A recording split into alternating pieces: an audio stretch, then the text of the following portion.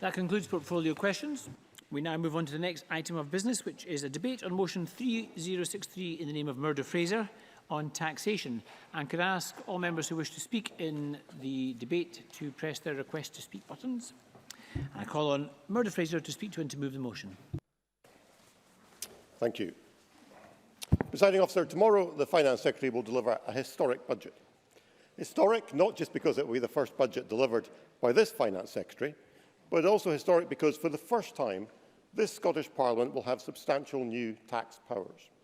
It will have the ability, as never before, to vary the rates and bands of income tax. And that is in addition to control over lands and buildings transaction tax, over the aggregates levy and over business rates.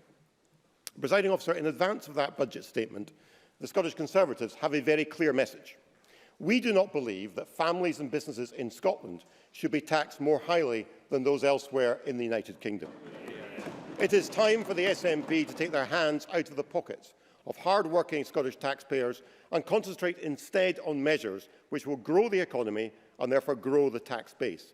That is the way we create a more successful and prosperous Scotland, and that is the way we raise the funds necessary for our vital public services, not by hiking taxes and making Scotland uncompetitive.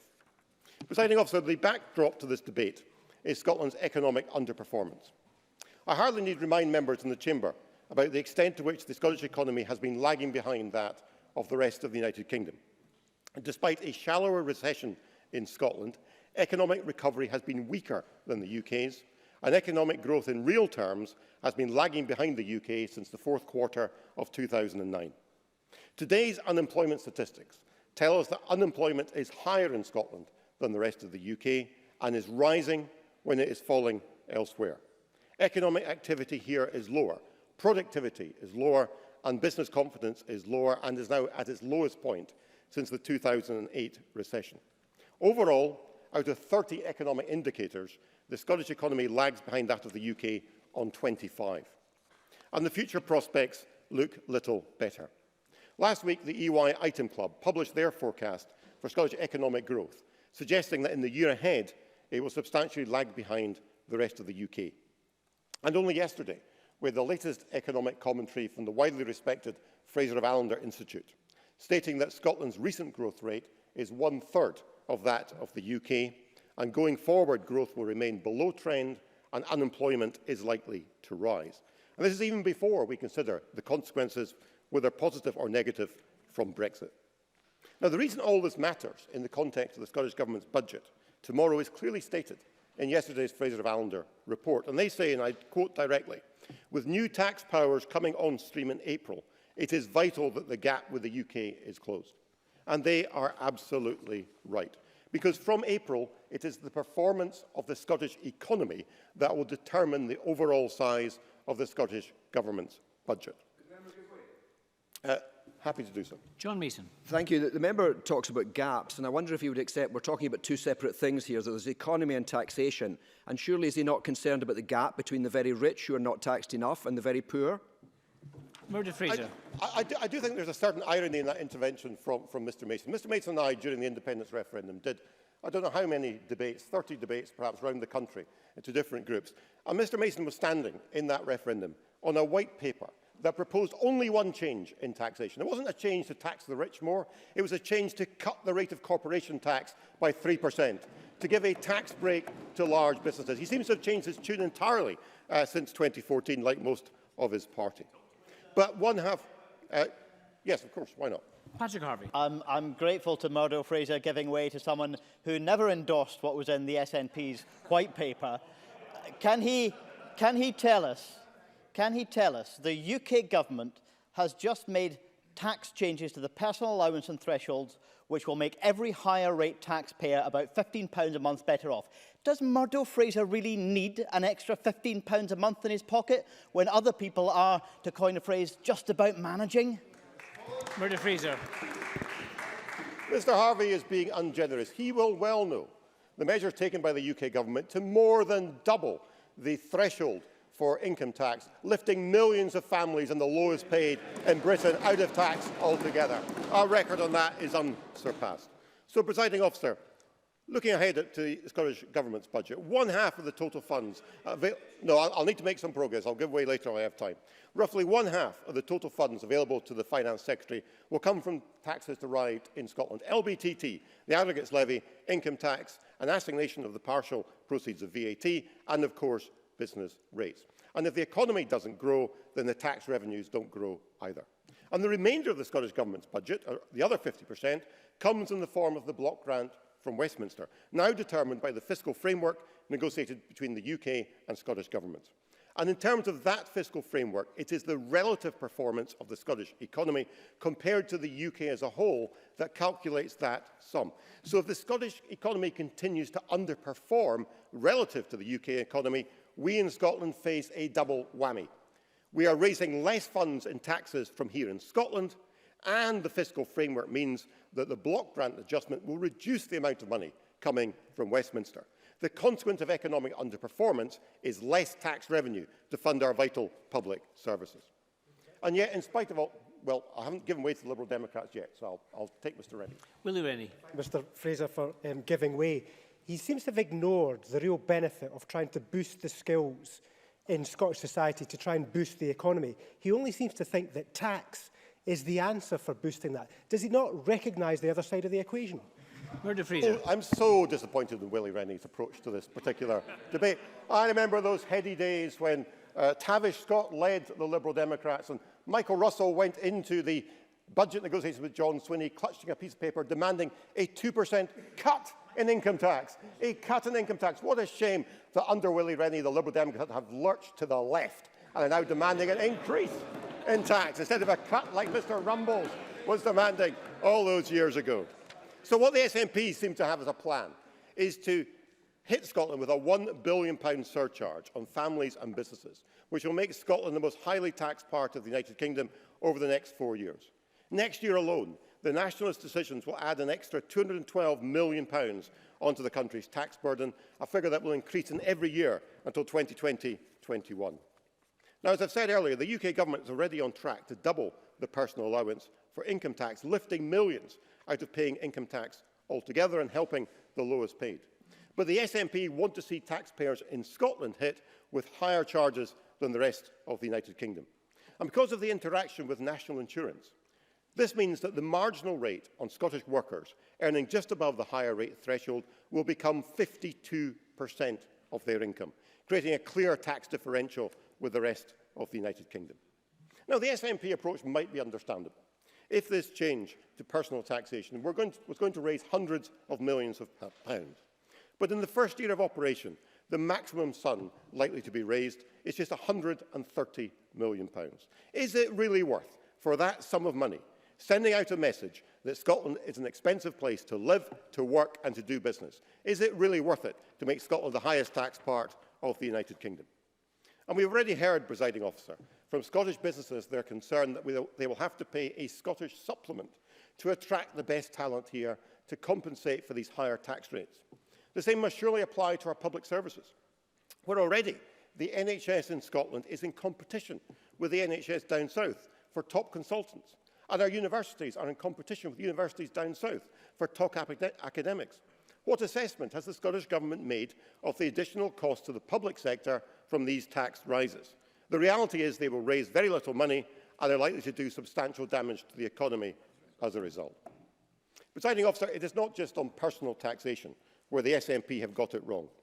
Their doubling of the large business supplement to all properties with a rateable value above £35,000 which means that relatively modest retail premises are affected, is also having an impact on the economy. 13 Scottish business leaders wrote to the Finance Secretary in September, calling for the Scottish Government to level the playing field with England. It's no wonder we have seen retail businesses like McEwan's of Perth or Macquarie Brothers in Stirling closing their doors, with the tax burden being a key factor. And, Presiding Officer, what is so strange about the SNP's approach to taxation is that it is such a departure from what we've heard from them in the past. Members who were here in previous sessions will recall the then First Minister, Alex Salmond, lecturing us week after week on the benefits of the Laffer curve, telling us that cutting taxes would lead to higher revenue. For more than a decade, the Laffer curve was the central tenet of SNP economic theory. And now the SNP are reduced to the extent that we have a finance secretary who says he's never even heard of the Laffer curve. Where was Derek Mackay when all the rest of us were sitting on these benches being bored rigid by his former boss? Why wasn't he paying attention? For years, the SNP told us that corporation tax should be cut in order to grow the economy. SNP members, including John Mason, stood on manifesto commitments to cut corporation tax. And of course, it was the only substantial tax change contained in the 2014 White Paper, because we were told that was the way to grow the economy and grow tax revenues. And now the SNP have done a spectacular U-turn on their approach to taxation. And bizarrely, they are still committed to a tax cut, to a cut in air passenger duty, a policy we are happy to work with them on to deliver. But the argument for cutting APD, which is that it will generate economic growth and tax revenues elsewhere in the economy, surely applies to other taxes. Why is the logic of that lost on the Finance Secretary? Even the First Minister's hand-picked chair of the SNP's new Growth Commission, our erstwhile colleague in this chamber, Andrew Wilson, gets it. He understands that the way to increase tax revenue is to increase the number of high-earning taxpayers. And it was Andrew Wilson who, at the weekend, quoted the excellent example of lands and buildings transaction tax. Because when residential LBTT was introduced, it was supposed to be revenue neutral. But the tax take in the first year was £32 million lower than originally expected. Why? Because the then Finance Secretary, John Swinney, was too greedy. He hiked the rates at the upper end too much, causing a slowdown in the market, and as a result, the tax take was less than it should be. Andrew Wilson, the one-time economic spokesman for the SNP in this chamber, gets it. Alex Salmond, when he was First Minister, got it. But now, under Nicola Sturgeon, the SNP have lurched to the left and are determined to hike taxes on hard-working Scottish families and Scottish businesses. And the result will be not higher tax revenues, but an underperforming Scottish economy and a shrinking tax base. Now, I've not taken a Labour intervention, so I'll happily give way to Mr Findlay. Neil Findlay. If he genuinely believes what he said, then one of the ways to spread that wealth would be to have more people having high-paid jobs to pay those higher taxes. What does he say to his colleagues who've got 2 of those jobs? Murdo Fraser. Again, I'm so disappointed in that intervention from Mr Findlay, because you see, at Westminster, I've been following this debate very, very closely. Even Jeremy Corbyn and John McDonnell, the Shadow Chancellor, heroes of Mr Findlay, support the increase in the threshold proposed by the Chancellor, Philip Hammond. It seems to be the case that Scottish Labour's criticism of Jeremy Corbyn is that he's too right-wing. He's too right-wing. He should be more left-wing, and he'd fit better into Mr Findlay's world. Presiding Officer, the Finance Secretary has 24 hours before he delivers his budget. He has 24 hours to think again. If he wants Scotland to succeed, if he wants our economy to grow and to prosper, if he wants to raise the money that we all want to see fund our vital public services, then we need to have a Scotland that is competitive within the United Kingdom, and we need to be clear that Scottish families and Scottish businesses are not taxed more highly than the rest of the United Kingdom. That is the point made in our motion today, and I have pleasure in moving it. Thank you. I call on Paul Wheelhouse. Thank you, Presiding Officer. As my colleague, the Finance Secretary, has made clear previously in this chamber, the Scottish Government will confirm its tax proposals in its draft budget, which will be published tomorrow. However, whilst not wanting to preempt the Finance Secretary's draft budget, I welcome this opportunity to discuss the important new tax powers and how they may be best used for the benefit of Scotland's people and our economy. I will also challenge the premise of the Tories' simplistic argument, if I may say so, and their damaging narrative which harms Scotland's interests. For the Tories are failing to sell the strength of Scotland's offer for individuals, families and businesses. The new income tax powers will be the most significant act of tax devolution to date, but the Scottish Government approaches them from the experience of a successful commencement of land and buildings transaction tax and Scottish landfill tax, an operation of non-domestic rates and reform to local taxes. In preparation for the devolution of the fully devolved taxes under the Scotland Act 2012, the then Cabinet Secretary for Finance, Economy and Sustainable Growth, John Swinney, set out to this chamber a Scottish approach to taxation. That approach is founded on four core Adam Smith principles: that taxation should be certain, convenient, efficient and proportionate to the ability to pay. And alongside that, a commitment to taking a collaborative approach to tax policy development and a robust approach to tackling tax avoidance where we have the powers to do so. But crucially, we have sought to use these new powers on tax to make a difference for Scotland. We pioneered a progressive approach in the UK to the setting of rates and bans for LBTT, with the amount paid more closely related to the value of the property or transaction and therefore to the ability of individuals to pay. We've used opportunities to make Scottish landfill tax more effective in tackling the wasteful disposal of resources, supporting our goals for a circular economy. And as set out in the programme for government, we propose to reduce air passenger duty by 50% by the end of the Parliament and then abolish it when public finances permit, to address the most expensive tax of its kind anywhere in Europe, which continues to act as a barrier to Scotland's ability to secure new, more efficient, direct international services and to maintain existing ones. Briefly, if I may. Willie Rennie. I think the Minister's rightly parading the new powers that are coming to the Scottish Parliament. But why is he increasing the unfair council tax that he's had since 1999 and not increasing income tax that he's just got? What's the point of parading it if you don't use the powers? Minister. Well, I'll turn to council tax later, and hopefully Willie Rennie will pick up on those points. But income tax powers alone will account for funding of over a third of the Scottish budget, and as such must be used responsibly. However, we maintain that using the powers responsibly may mean being prudent in doing so, and I will expand on this. As we all know, the current fiscal climate is challenging, with UK government continuing their counterproductive austerity approach, hurting those on low incomes, growing inequality and stifling economic growth, and the EU referendum result and subsequent paralysis of a divided UK government is delivering economic uncertainty and harming the confidence of Scottish and UK businesses. However, in the most challenging of times, the Scottish economy has shown resilience, and in the first half of 2016, prior to the EU referendum, the Scottish economy continued to grow in the face of ongoing external headwinds associated with weak global growth and the impacts of lower oil prices on the oil and gas sector and its supply chain. Indeed, in the 3 months leading up to the EU referendum, Scotland's economy grew by 0.4%, the highest rate of quarterly growth since the start of 2015. However, we aspire to strengthen Scotland's economic performance and are not complacent about the task we face, and therefore need to ensure that we're setting income tax rates and bans and wider package of revenues in such a way that they work to the benefit of the people and economy of Scotland. We set out in March and in the Scottish election campaign our intention to protect all low-income taxpayers, and we propose to do this by freezing the basic rate of income tax for the duration of this Parliament. Equally, we need to ensure the delivery of key public services is protected and continue to serve the needs of the people of Scotland, and I will turn to that later. I'm running short of time, I think, but if the presiding officer allows some time for interventions, that would be gratefully received. Fraser. I'm very grateful to the Minister for giving way.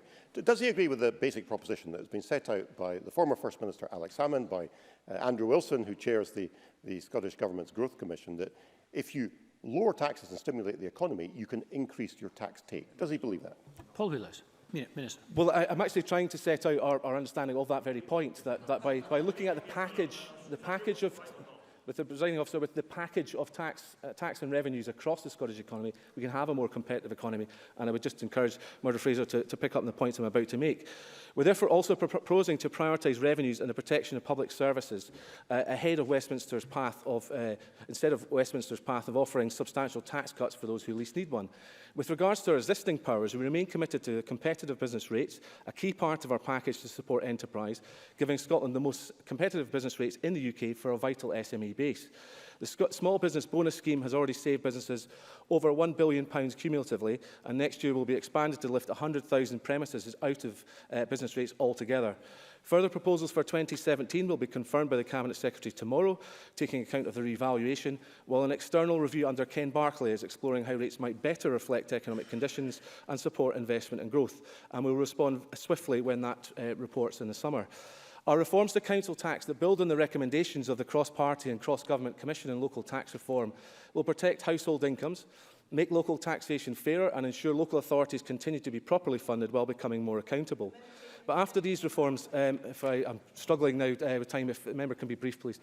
I'll be very brief. Would he care to reflect on the very first recommendation of the Commission he referred to, which was to abolish the council tax? Minister. We have, I'll turn to the reasons why we have done this, but But the Commission on Local Tax Reform will protect household incomes, make local taxation fairer, and ensure local authorities continue to be properly funded, as I say. But after these reforms, and at the present rates of council tax, charges for all properties will still, on average, remain less than the equivalent in England. And this too contributes to making Scotland an attractive place to live. It remains our view that it's disappointing that when considering the legislation to reform council tax last month, Parliament failed to support steps to ensure that any future reforms are based on the principle of fair and progressive taxation. But the Government will remain committed to that principle. As both the First Minister and the Cabinet Secretary for Finance and Constitution have made clear, these reforms are the first steps of a journey of reform. Our direction is clear and we remain open to engaging with others as we work towards delivering fairer and more progressive local taxation for the longer term. Presiding Officer, I challenge the premise of the Tories' case on two key counts. First, that they imply in framing of their motion that it is a bad thing to vary individual rates or bands in developing a revenue package that is designed to suit Scotland's needs. Secondly, crucially, I want to highlight that taxation, whatever tax rate we refer to or revenue stream we refer to, such as council tax or business rates, is only, as Willie Rennie pointed out, only one side of the equation. The Scottish Government delivers and invests in quality public services, which includes free childcare, moving to deliver 1,140 hours per child, free prescriptions, free undergraduate tuition fees, free personal and nursing care for those who need it, amongst other things, such as investing in energy efficiency of our housing stock, investing in our health service, maintaining police officer numbers. When all of these and more factors are taken into consideration, Scotland remains an extremely attractive and good value place to live and work. The Tories focused on modest differences, as Patrick Harvey identified, in the starting point for those paying the upper rate of income tax, fails to see the context of a broader contract with families and businesses, where all potentially benefit from these same policies that deliver better services, greater well-being for all who live here, for employers and their employees, their parents, their children, and indeed their customers. For by delivering on inclusive growth, the evidence tells us we not only reduce inequality, but we strengthen the competitiveness of our economy too. Other parties will no doubt take a different view. I'm in my last moments, I'm sorry, Mr Harvey. Other parties will no doubt take a different view on how these tax powers have been used, and we respect that. But they have the luxury of not having to live with the consequences of their actions. They don't have to choose what public services to cut because they aren't proposing to raise tax revenues, or they don't have to live with the long-term consequences of undermining the competitiveness of Scotland as a place to live and work. We believe we have that balance right, and these policies will be at the heart of the draft budget tomorrow. I move the amendment in the name of Derek Mackay. Thank you, and I call on Kezia Dugdale to speak to and move amendment in her name. Thank you, President Officer, and I move the motion, the amendment in my name. And welcome the opportunity to talk about tax this afternoon and thank the Tories for bringing it to the Chamber. I also thank them for the simplicity of their motion, because I think it's a chance to talk about first principles. What motivates you, what your priorities are. Isn't it interesting that the Tories always start with the money? The motion says that the Parliament believes that families and businesses in Scotland should not be taxed more than those elsewhere in the United Kingdom. But surely they'd never dream of tabling a motion that says the Parliament believes that public services in Scotland shouldn't be any better than those elsewhere in the United Kingdom. Absolutely. Because actually that's really the crux of this matter. If we want to protect our valued public services, we have to talk about how we pay for them. Who pays for them? I'm a democratic socialist. I believe in the power of government to transform people's life chances. I believe that there's nothing inevitable about poverty. I believe that we don't have to accept inequality. My vision for Scotland is one awash with universal high-quality public services that everyone invests in and everyone pays their fair share. I believe in this Parliament. It's been a feature of my whole adult life, but came to being in my formative years. I was 15 in 1997 when Labour won the general election, 16 when the referendum that created this place took place, and 17 when its doors opened. I have always believed in this place as a means to take its own decisions for Scotland in the best interests of the people of Scotland. And if you don't accept that, then you don't believe in devolution at all. Austerity is hurting Scotland, Presiding Officer, and the poorest are hurting the most. I see that across the region that I represent. A mum working 3 part-time jobs, 2 of them on 0-hour contracts, with no security about her finances from one week to the next.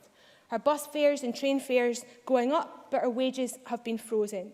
I see the cuts to the councils in her community take away the breakfast clubs that help her get to that job or to those jobs. I see cuts to colleges that took her chance of getting on in life away from her. I see the cuts take away the care of the tenement in our stair that is diminished in the quality of our local community. The grass is overgrown. That sense of pride in the community deflated. I see our worry about the care that our mum gets when it comes to social care at home, 15-minute visits. I see our local library being closed and that one place you could take our kids for free disappearing altogether. And it doesn't have to be this way. We can choose to do things differently. If you don't mind me just making a bit more progress, we have substantial tax powers to make different choices from the Tories. It doesn't have to be this way. Now, I know we'll hear from Derek Mackay tomorrow, and he'll tell us that Scotland's budget is going down. And there's been years where he's had the ability to blame somebody else, somewhere else, for the cuts that his government have had to make. But tomorrow, the responsibility for those cuts will be his. Now, Labour has outlined why it doesn't have to be this way, why there doesn't have to be any further cuts to public services if we are bold enough to use the tax powers of this Parliament. Certainly. Patrick Harvey. Grateful to Kes Dugdale for giving way. Just so that I understand the intention of the Labour amendment, Kezia Dugdale knows that some of us would like to go further than 50p on the additional top rate of income tax. Is her intention to signal a direction of travel or an implacable attachment just to that one figure? Does she seek to keep with her in this amendment those who would like to go further? Kezia Dugdale. Be very much my intention to work with the Greens as closely as we possibly can when it comes to the issue of progressive taxes. We name 50p in our motion today because that was the platform that we put to the electorate in May and a platform that the Labour Party intends to stick to. But when we talk about progressive taxes and the member talks about progressive taxes, we are talking about asking those with the broadest shoulders to pay more tax, not tinkering around the edges that we've seen from this existing SNP government. So I say to Derek Mackay, he can choose not to follow our plan. But that is his choice.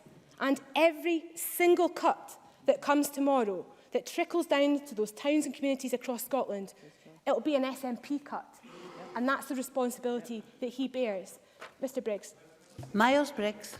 I've listened to what the members had to say.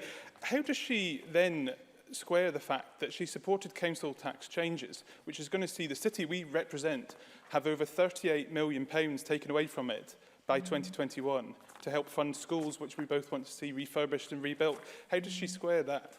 Kezia Dugdale. Well, actually, if you look at the detail of our local government taxation proposals, those people living in Band A to Band D properties will save money because of the platform that we're putting forward. We're actually advocating to help those in the poorest communities. It's something that the Tories would learn from quite substantially. In the 2 minutes that I have left, Presiding Officer, if I can just make another wider principled point about the Tories' attitude to taxation. Now, inbuilt in that motion is a suggestion that higher taxes are inherently anti-business.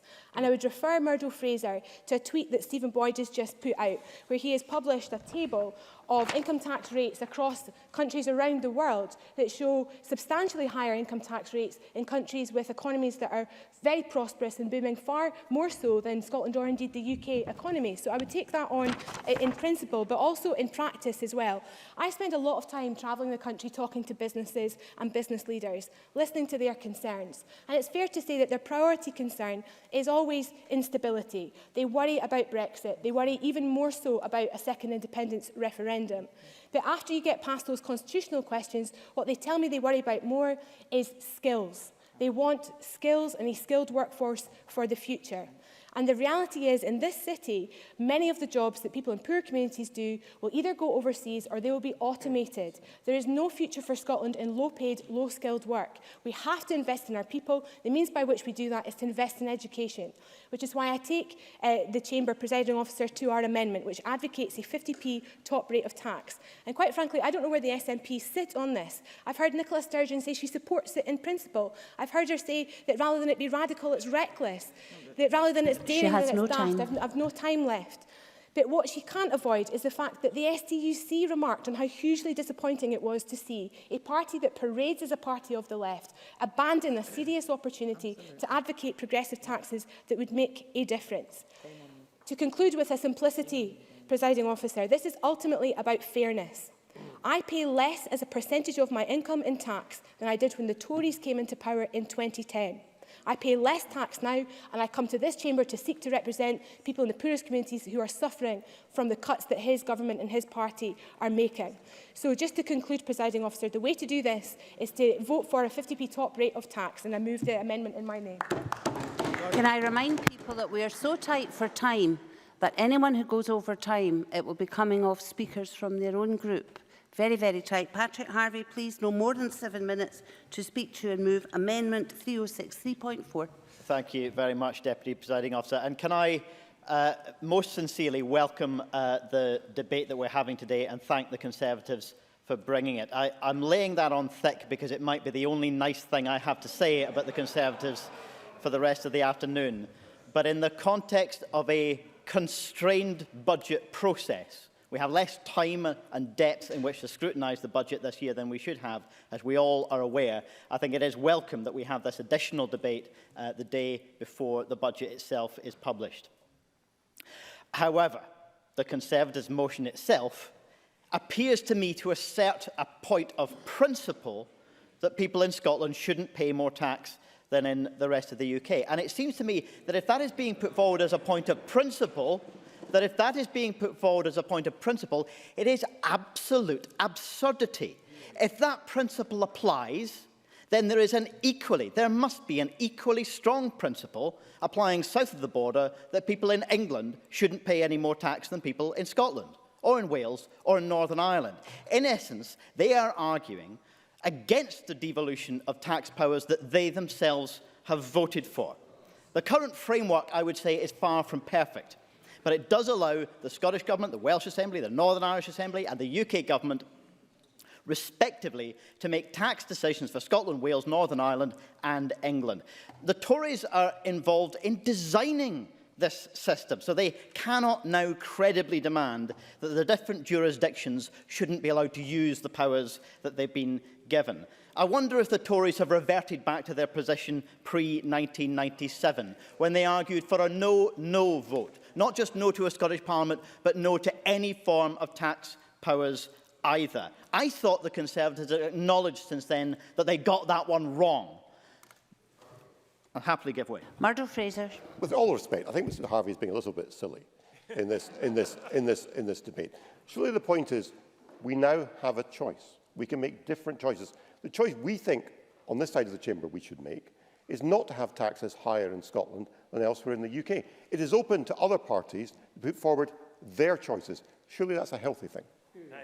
I absolutely welcome the fact that we are now finally able to have this debate. But if we take the logic that the Conservatives have to offer through the laughable laugher curve and all of the arguments that we've heard from Murdo Fraser on that, then no jurisdiction within the UK would think it permissible or advisable to have a higher tax take than any other part of the UK. Essentially, a locked-in race to the bottom is the logic that Murdo Fraser is arguing for. Now, they won't support any additional revenue generation, which means that they are supporting every single penny of the cuts that the Chancellor has in store from now till the end of this Parliament. And to hear Murdo lauding the wisdom and judgment of Alex Salmond, something I have to say I would never do in the way that we just heard a few minutes ago, simply underlines the absurdity of his position.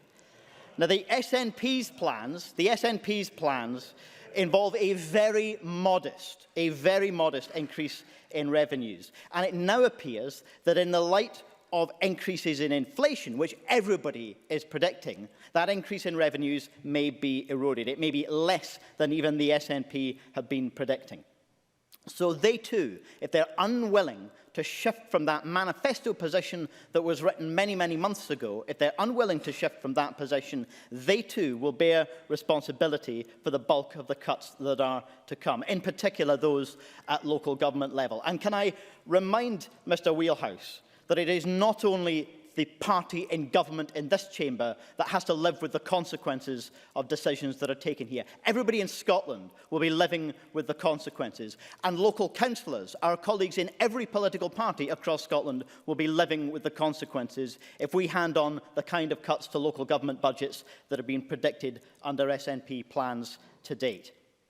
Now, the other three political parties in the chamber have all proposed ways of raising additional revenue beyond that which the SNP have put forward. I think we've done that with varying degrees of fairness, varying degrees of redistribution resulting from the different policies.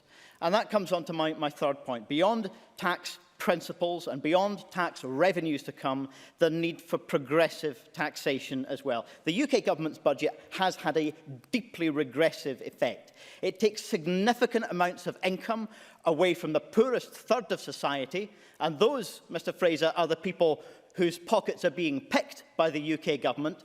The poorest third in our society will be significantly worse off, not just as a result of tax, but also benefit changes. And it gives very, very minor adjustments to that from the autumn budget statement. It won't reverse that impact. Meanwhile, it will give a significant increase to the income of the richest third in society. Everybody earning above the higher rate threshold, for example, will be £178 a year better off. Now, that's partly due to the change in the personal allowance and partly due to the change in the higher rate. That is 15 quid a month in the pocket of people on salaries like our own, like MSPs and Cabinet Secretaries, to whom that will make no difference at all in the quality of our lives. But it could make a massive difference, even that modest sum of money, to many of the people who are struggling to get by. And the Scottish Government does have the ability, if it changes course, to recoup some of that, to make sure that higher rate taxpayers don't get that benefit, not just from the higher rate threshold, but from the personal allowance as well. If they use the higher rate itself, they can recoup that from wealthy people and generate revenues that are needed for the public services that people, in particularly the poorest people in our society, depend upon. And those people will face worse to come in the years ahead unless we act. It would be scandalous, I believe, particularly at this season, as we're all preparing for our cosy Christmases at home on our high salaries, while others are struggling to get by and facing that festive season with nothing. It would be scandalous if we don't take action with the powers that we now have to redress the injustice that's been done to date. I look forward to hearing the case for the other amendments. I don't have time to address them, but I say again that if we don't see some compromise from the Scottish Government, then I regret to say that we will have failed in an historic opportunity that we have before us. And now call on Willie Rennie to speak to and move Amendment 3063.2. No more than 7 minutes, please, Mr. Thank you, Deputy Presiding Officer. I like Murdo Fraser. He knows. I do. He knows that I don't agree with him on an awful lot. But I think he can be an effective spokesperson for the Conservatives on finance. He is blushing, isn't he? I've got him. I believe that he's just as good as Philip Hammond, if not better than Philip Hammond. So I cannot believe why Murdo Fraser is saying that Philip Hammond should set Scottish income tax policy. Such low self-esteem in a man who normally is not short of such confidence is a great surprise. Murdo Fraser should have more confidence in his own ability. Now, I'm in favour of a united kingdom with power that is shared to enable us to reflect the wide and varied nation in which we live. I believe in a federal united kingdom. And that's why I reject the Conservative position set out today, that we should have nothing different in Scotland. Nothing should be decided here. Everything should be determined by the Conservative Chancellor in the House of Commons. Patrick Harvey was right. It is a throwback to the 1990s position of being anti-devolution. Everything must be the same across the United Kingdom.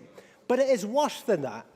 The Conservative Chancellor will set Scottish income tax policy, yet he will have absolutely no responsibility for the consequences of that decision. He will set the policy, we will blindly follow that policy, and we will feel the pain if it all goes wrong.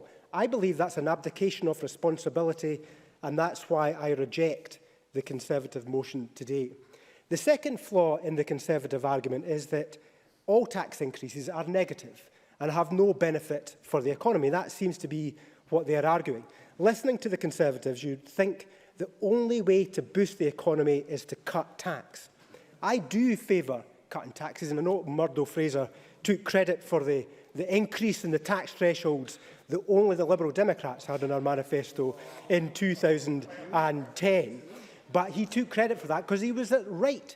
It is right to cut taxes for those on low and middle incomes, to take them out of the tax, to make it fair. That was the right thing to do. But we did it on the basis of making it fair rather than a right-wing agenda to reduce the size of the state. So I don't believe that all tax is bad. Taxes pay for the public services that we all value, and taxes pay for the services that help boost the economy as well. Liberal Democrats believe that income tax should be raised by a modest 1 penny to invest £500 million into nurseries, schools and colleges. This small increase for a big return, I think, has a clear purpose. We've just seen, not just now, we've just seen within the last 2 weeks the catastrophic consequences of a failure to direct Scottish education in the right way. We used to have one of the best education systems in the world, but now it's clear, according to PISA, we're now just average. Now is the time that we've got these new powers coming down the track, yet we fail to use them. I think that would be a failure of our responsibility as well. And to just say that we have to match the rest of the United Kingdom of income tax and forget about the other side of the equation, forget about the boost to education that we require, a boost to education that will move us from just average education to top quality education, and move it from just an average economy to a top quality economy as well. That's why I want that change to happen. I'll give way to my favourite politician. Murdo Fraser. I'll try to avoid blushing anymore, Presiding Officer. Mr Rennie makes an interesting case on education. We'd not like just to reflect for a moment on the fact that education per head of people in England is far less well funded than it is in Scotland, and yet results in England are surpassing those in Scotland. Is it therefore an issue broader than resources that we need to address? Willie Rennie. It's a wider package of measures that we require. But clearly the challenges in Scotland are greater, and that's why I believe we need to have the investment to match that, because it's quite clear that Scottish education authorities are struggling with the finances that they have. We've seen drastic cuts to schools. We need to make that difference to close the attainment gap, and to deny that, I think, is to deny reality as well. And also, I would say, moving on to my final argument, which is one about that the Conservatives present themselves as a low-tax party, but are forgetting about all the stealth taxes that they are proposing to introduce. And to be fair, they do want lower income taxes, but equally they support a number of other more regressive stealth taxes. Look at the council tax in England. It's going up by up to 6% over the next 2 years. Perhaps employers would have something to say as well about the increase in the national insurance contributions from those earning $45,000 and just below that level. It's going to be a big increase of roughly £200 for somebody on £45,000. A proposal from the Conservative Party, not something that they boast about. The apprenticeship levy, not additional funding for training, but a replacement of the funding that we already have. Prescription charges, tuition fees, I dare mention, that they are desperate to introduce in Scotland. Stealth taxes, rather than actually being open and upfront and transparent and progressive, which is what income tax is about. So my proposal today is that we should reject the Conservatives' throwback to the 1990s. Ruth Davidson, political hero, is John Major. He was in favour, famously or infamously, of 22 Tory tax rises. Those from that era will remember those stealth taxes. He was booted out of office immediately after he proposed those stealth taxes. But we've also heard today that the Conservatives just want us to blithely follow what the Chancellor in London wants to do as well, an anti-devolution stance. And they're also rejecting the proposal that we should invest in our economy through investing in education. This is truly a Conservative party back to the 1990s, not the moderate Conservative party that they would like to present. I move the amendment in my name. We now move to the open speeches, very tight for time, so no more than 6 minutes. Liam Kerr to be followed by Kate Forbes. Thank you, Presiding Officer. Einstein said, the hardest thing to understand in the world is income tax. Harder to understand is the logic of making Scotland the highest taxed part of the UK. Put bluntly, because in amongst all the stats and the facts and the caveats, these are real people, real businesses, real families. More money will come out of the pockets of hard-working people and families and businesses north of the border than south. Now, I know the SNP needs money. Those PISA figures aren't going to fix themselves, you know. And we know that they've wasted nearly £1 billion on department and project overspends. But can they tax us to prosperity? Well, there are two ways to see that the answer to that is no. When George Osborne reduced the 50p tax rate to 45p, it raised £8 billion extra for the Exchequer. The top 1% of earners now pay 28% of all income tax. Nicola Sturgeon said it would be reckless to go to a 50p tax rate, and Derek Mackay agreed in a response to the autumn statement. He said it would lose money. But secondly, because, as Andrew Wilson, the economist who chairs the SNP's Growth Commission, says, the best way to sustainably double revenue from the top bracket is to double the number of taxpayers in Scotland wealthy enough to pay it. Increase the tax base and you increase the tax take. Now, no, not with the time constraint. The decision by the UK government to raise the 40p threshold to 50,000 was taken because, at present, it unfairly targets senior teachers, policemen, nurses, entrepreneurs, the very people we need to attract to Scotland. The Chancellor was right when he said about internal migrants, paying significantly higher taxes in Scotland will be a factor in their decisions about whether they want to come and make their careers in Scotland. A CBI survey shows 2/3 of Scottish businesses expect to struggle to fill highly skilled vacancies. In NHS Grampian, there are 36 consultant vacancies and 445 nursing and midwifery vacancies. There are 1,000 fewer teachers in Scotland today than 2010, 16 fewer GPs in the Grampian area than 2010. The Courier reported this morning that Brechin has the most vacant shops in Scotland, with a quarter now lying empty. So when an innovator, an entrepreneur, an investor has an idea for a business, will she locate it in Brechin, Burvey, Banff, where the government will punish her for success? Or Newcastle, Norwich or Nottingham? And when a mid-senior nurse looks at where it would be best to base himself for a successful career, will he choose Stonehaven, where he can expect the government to take 40p out of every pound he earns? Or Sunderland, where he won't have to worry about that until earning at least £50,000? Simply put, there is no reason why someone doing the exact same job in Scotland as in England should pay more. That is not fair. Now look, I talked about the North East. No, we need people in the North East. And virtually every visit I go on, businesses say, I cannot get people to move here because the cost of living is too high. Why? Because the northeast of Scotland is targeted for a council tax raid that sees half of all residents in towns like Inverurie, Ellen and West Hill in modest family properties facing an increase to pay for services in the central belt. And that is before their household water and sewerage charges rise 1.6%. It is because of a large business supplement which puts, according to Liz Cameron of the Scottish Chambers of Commerce, today Scottish businesses at a competitive disadvantage to their counterparts in England, and prices local people out of their high street. They mean an increase in land and buildings transaction tax, which, as we've heard, slowed the local market. They mean a £15 million per annum new water charge for businesses. And now these same individuals are about to see their colleagues in England and Wales benefit from a tax cut as the UK government raises the tax threshold. They might as well put a sign on the A90 that says, "The North East closed for business." Now, just yesterday in the Economy Committee, Di Alexander, chair of the Scottish Rural Poverty Task Force, said, if people save money on bills, they put it in their pockets, which they can spend on the local economy. He's right. Increase consumer spending and you increase VAT receipts. A 5% growth in VAT above the UK gives an extra £250 million for Scottish public services. There is no practical reason to make Scotland the highest tax part of the UK. If you do, people will spend less.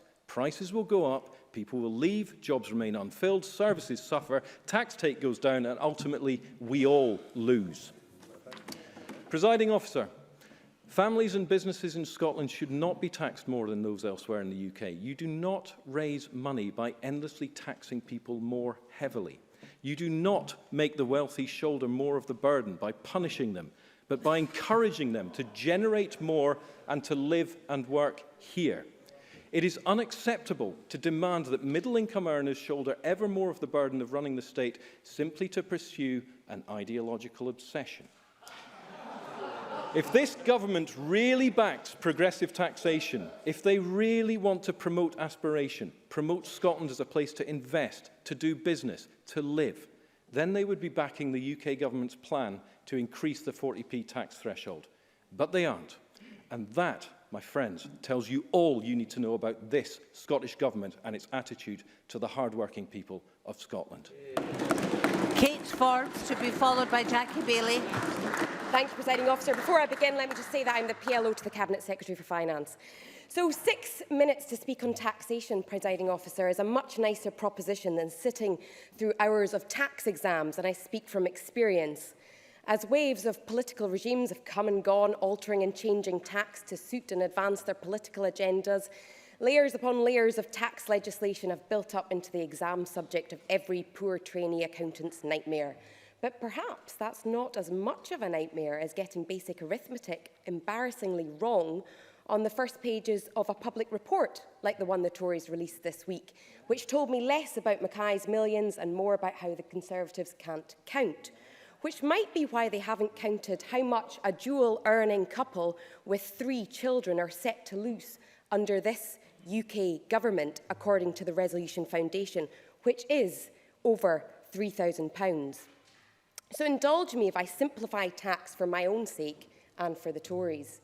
For all the debate, a government's tax policy is a window into the engine room of an administration, and I'd argue that it shows you where they want to go, how they want to get there, and why they're going in the first place. So let's just stop and think about who has actually moved on tax. It's not us, it's the Tories. They've increased the thresholds to reduce the tax burden on the highest earners. And we will certainly not be following where the Tories have gone. I would. Patrick Harvey. I'm interested by that point. The Conservatives at UK government level are certainly proposing to increase the higher rate threshold more, but the Scottish Government is proposing to increase it somewhat. What's the rationale for doing that when it still represents a tax cut to high earners? Kate Forbes. The basic answer is inflation. We are not moving it except for in line with inflation, which makes perfect economic sense to me.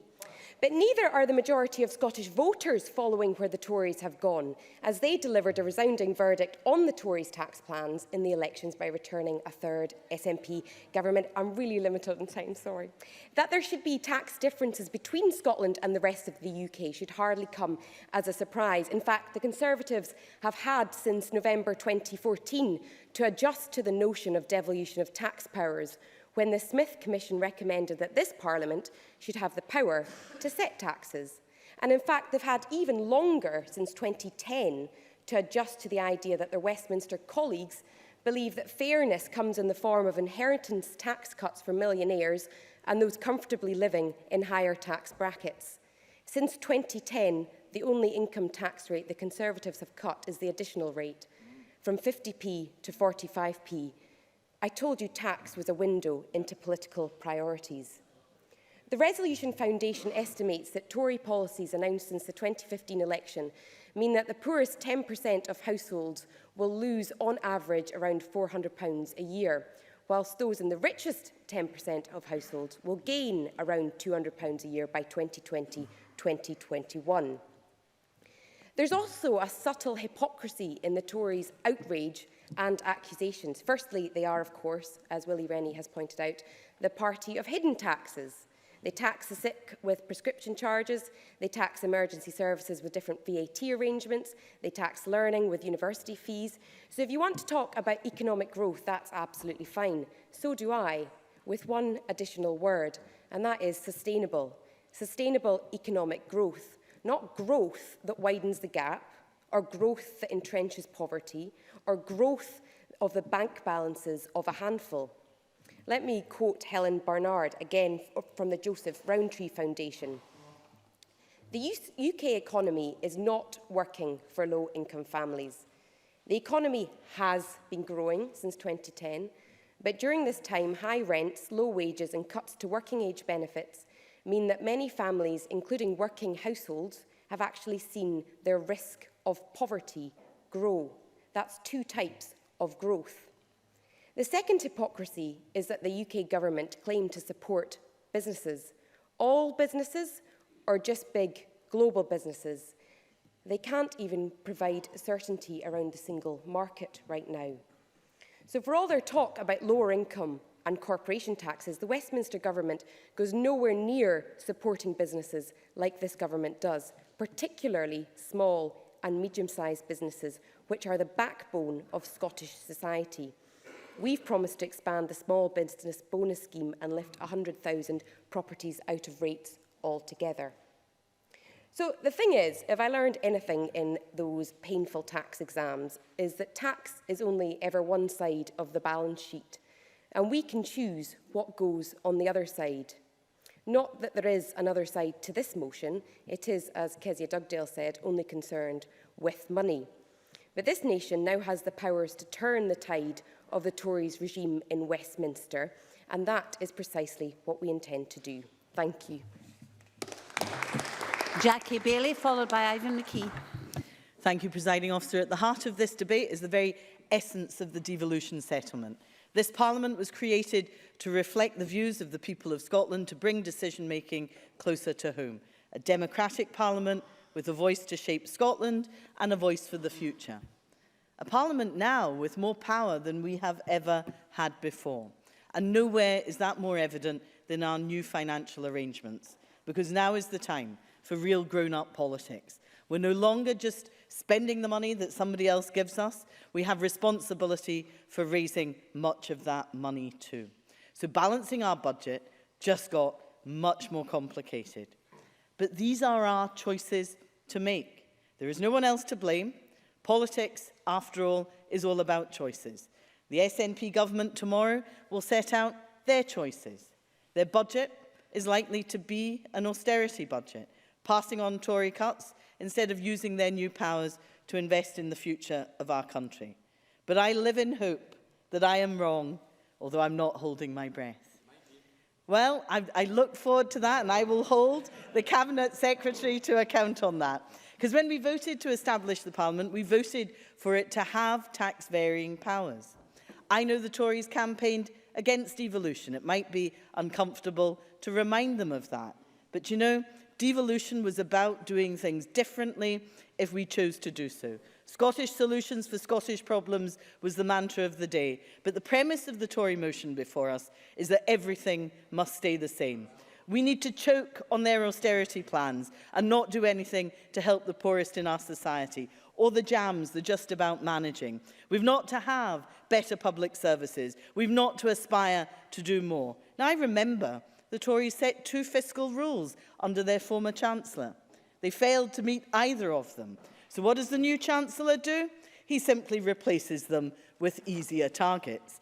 Disappointing, but hardly surprising. You go. Murdo Fraser. Very grateful to Jackie Bailey for giving way.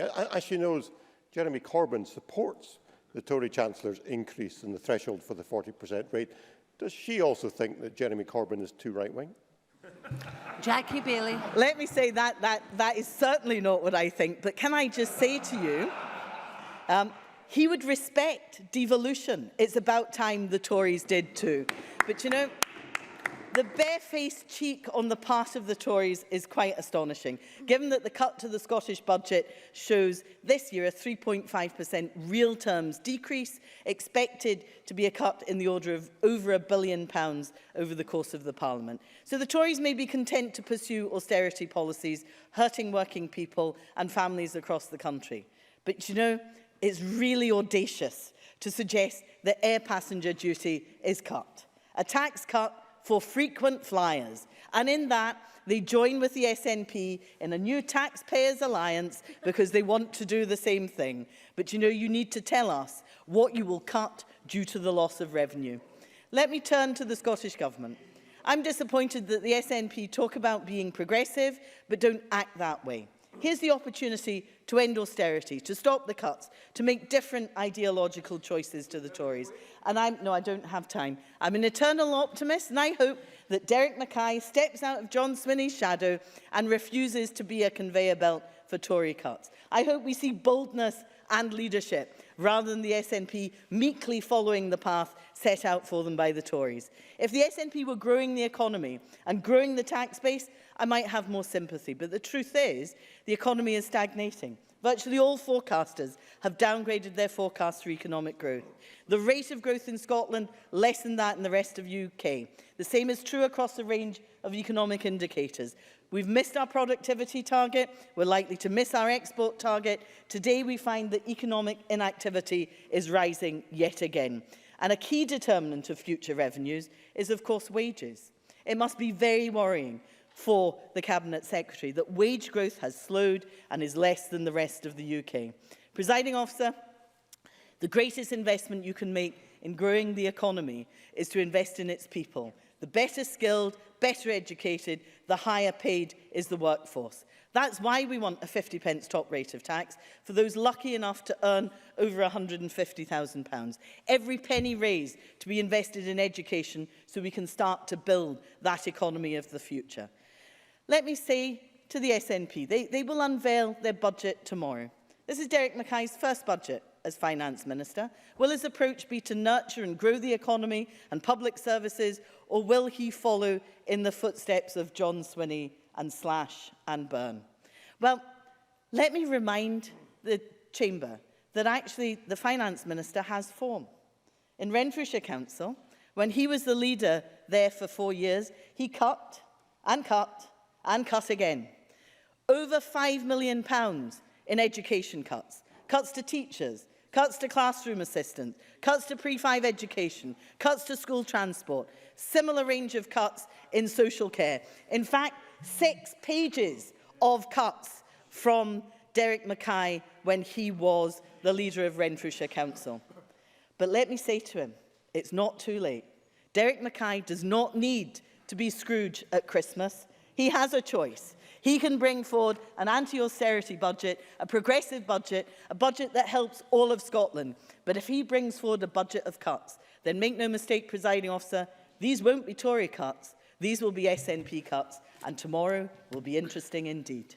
Ivan McKee, followed by Alison Harris.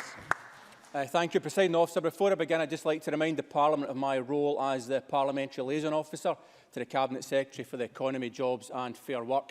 I'm delighted to take part in this Conservative Party debate today, a debate that's headlined as being about taxation, but in reality is about something else. And over the coming weeks, we'll have the opportunity to debate Scotland's budget.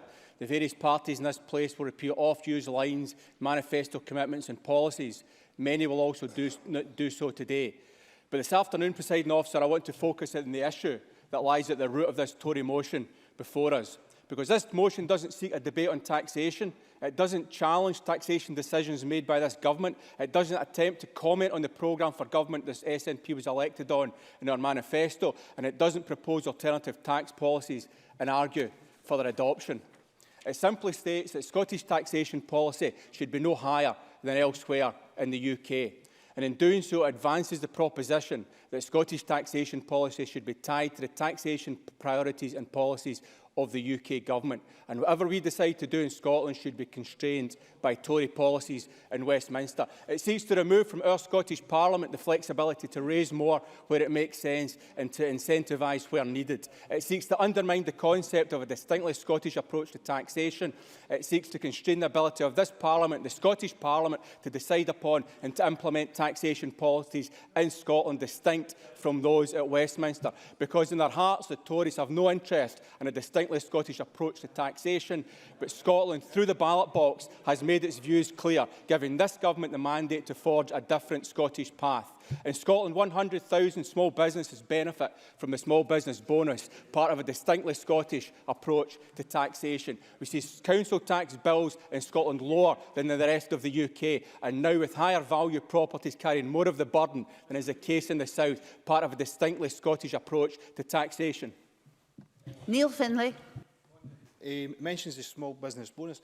Is Mr McKee aware of any analysis that's been done of the benefit of the small business bonus that he could share with the Chamber? Ivan McKee. I've talked to many small businesses in my constituency who are very, very grateful for the small businesses. Mr Findlay advocating that that's not a benefit to those businesses. We see a commitment to raising the threshold at the start of taxation above that planned by Westminster, pulling more lower paid earners out of the taxation system than will be the case in the rest of the UK. We see a shift in the thresholds for higher rate taxpayers, generating an extra £1.2 billion for public spending in Scotland over the lifetime of this Parliament. We see a different approach to property transaction taxes, giving support to first-time buyers and shifting the burden to the top 7% of transaction. All of this and more, part of the move towards a distinctly Scottish system of taxation, because the whole point of a distinctly Scottish system is that it is not constrained by being tied to the tax policies of another Parliament in another place.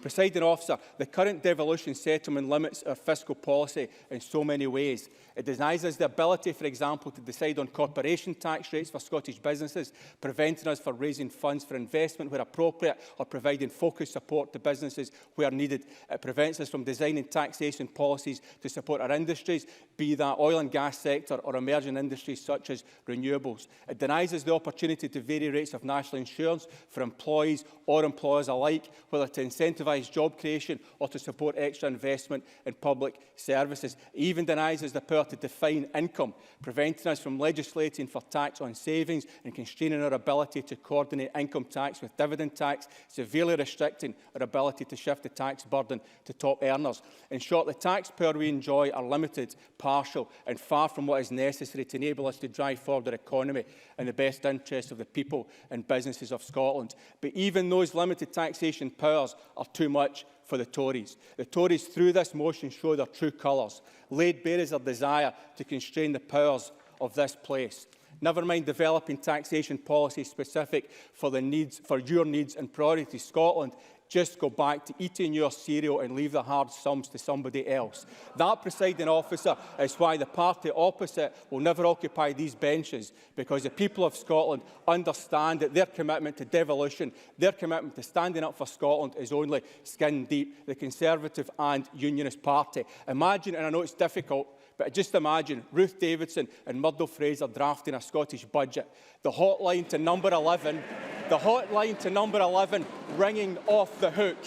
North Britain Tories, less autonomous than even the branch office, permission sought for every dot and comma, every policy run through the Treasury, subject to a veto from their Westminster masters. We should not be surprised. This from the party that opposed devolution from the outset, the party that stood against additional powers every step of the way, the party that drew lines in the sand and stood firm like King Canute against giving more responsibility to the people of Scotland until the waves of Scottish public opinion washed the line away.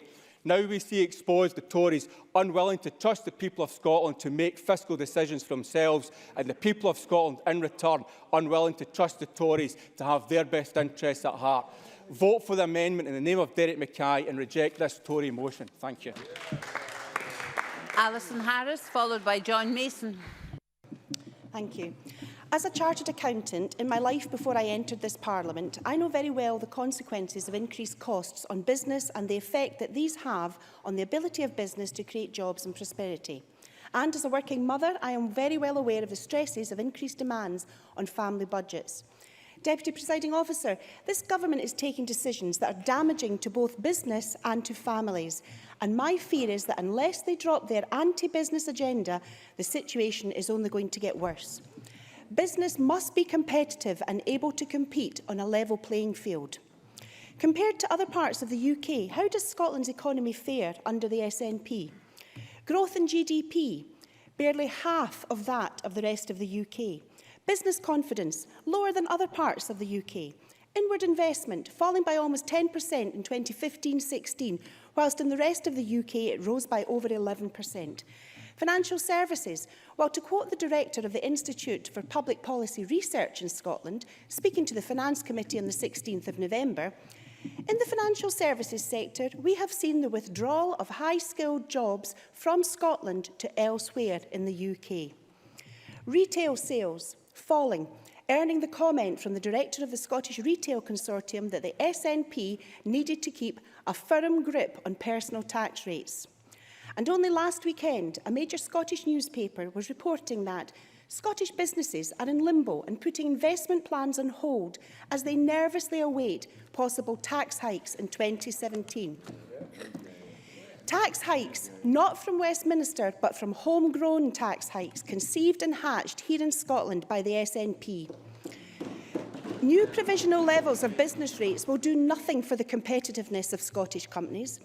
Property consultancy, JLL, have warned that these changes will... I'm too short for time, I'm sorry. These changes will extend the competitive disadvantages between businesses in Scotland and the rest of the UK. David Burke, director of the rating at JLL, is quoted as saying, "If Scotland wants to restore a competitive position, it must at least match England and Wales by cutting the non-domestic rate poundage." Will the government listen to this expert advice? He's walked out. We shall know next month, but I, for one, will not be holding my breath. The First Minister recently visited Dublin. Well, I hope she heard how low tax rates have helped transform the Irish economy. The current world trend to reduce corporation tax underlies the importance that governments of all persuasions see in stimulating businesses. I'm sorry, I can't, I'm too short. Businesses and driving economies through tax. Scotland cannot ignore these trends and become ever more uncompetitive for business, but in many areas this is exactly the message that the SNP are sending out, and business is listening with alarm.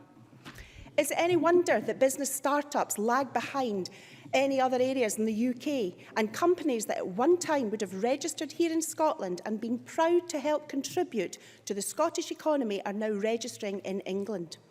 After all, for many, England is the major market, and differing tax rates are a huge concern to businesses, especially in today's global marketplace.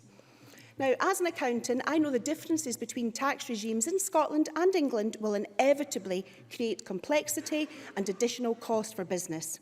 It's good for accountants, but bad for the creation of jobs and prosperity, both of which come from successful businesses.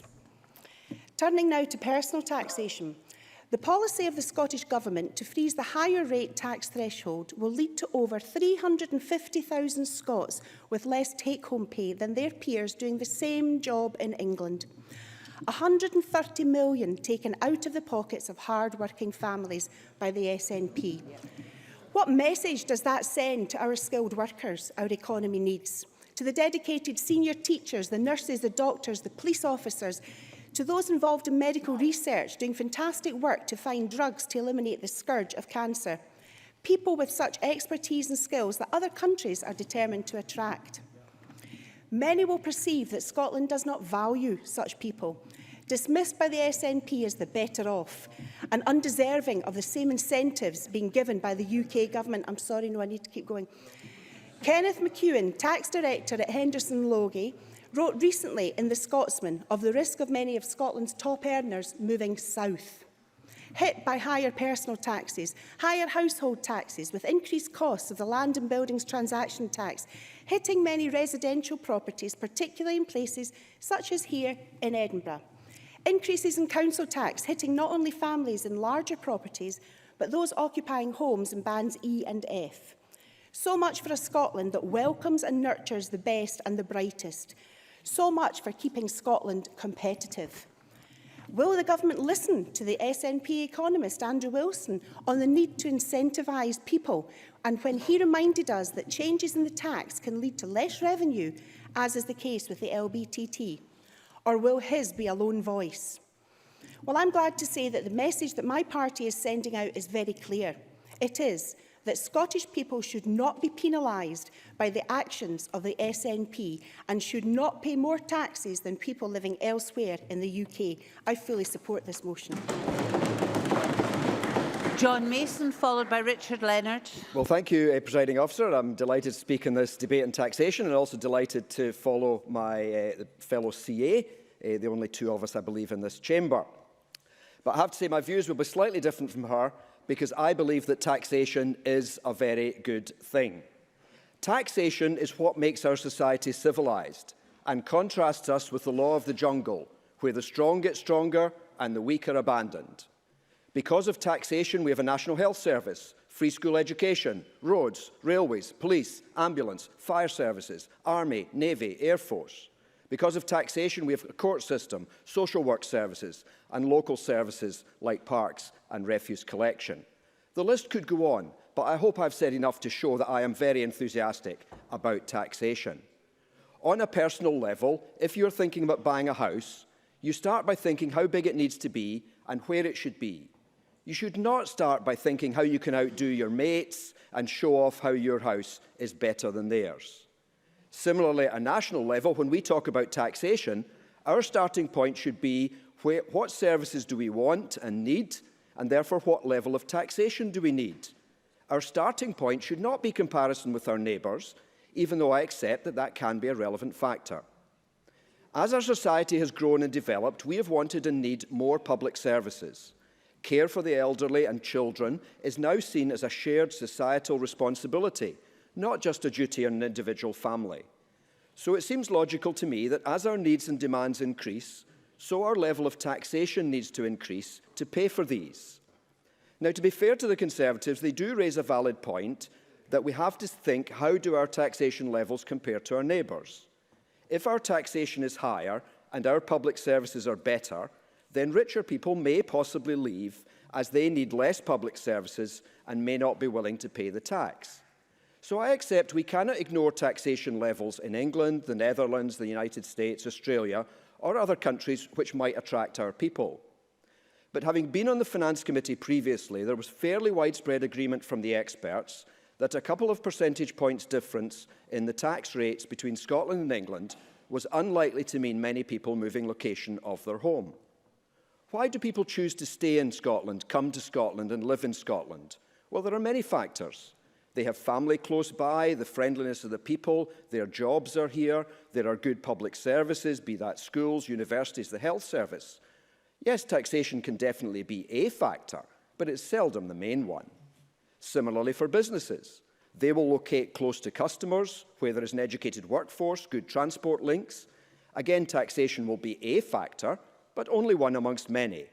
I can hardly imagine Tesco or Debenhams will close down all their stores in Scotland because their profits after taxation are a few pounds lower. Yes. Adam Tompkins. It's very sad, of course, that the member is no longer a member of the Finance Committee, so he won't be aware, perhaps, of the fact that the tax advisor to the Finance Committee gave evidence only last week to suggest that when Catalonia put up taxes, 5,000 businesses moved from Barcelona to Madrid.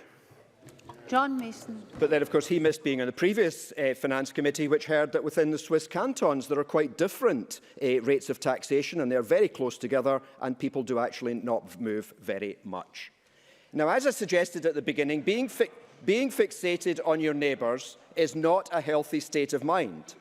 Of course, we want to be aware of what the competition is doing. We are interested in how the folk next door are decorating their house or what they're growing in their garden.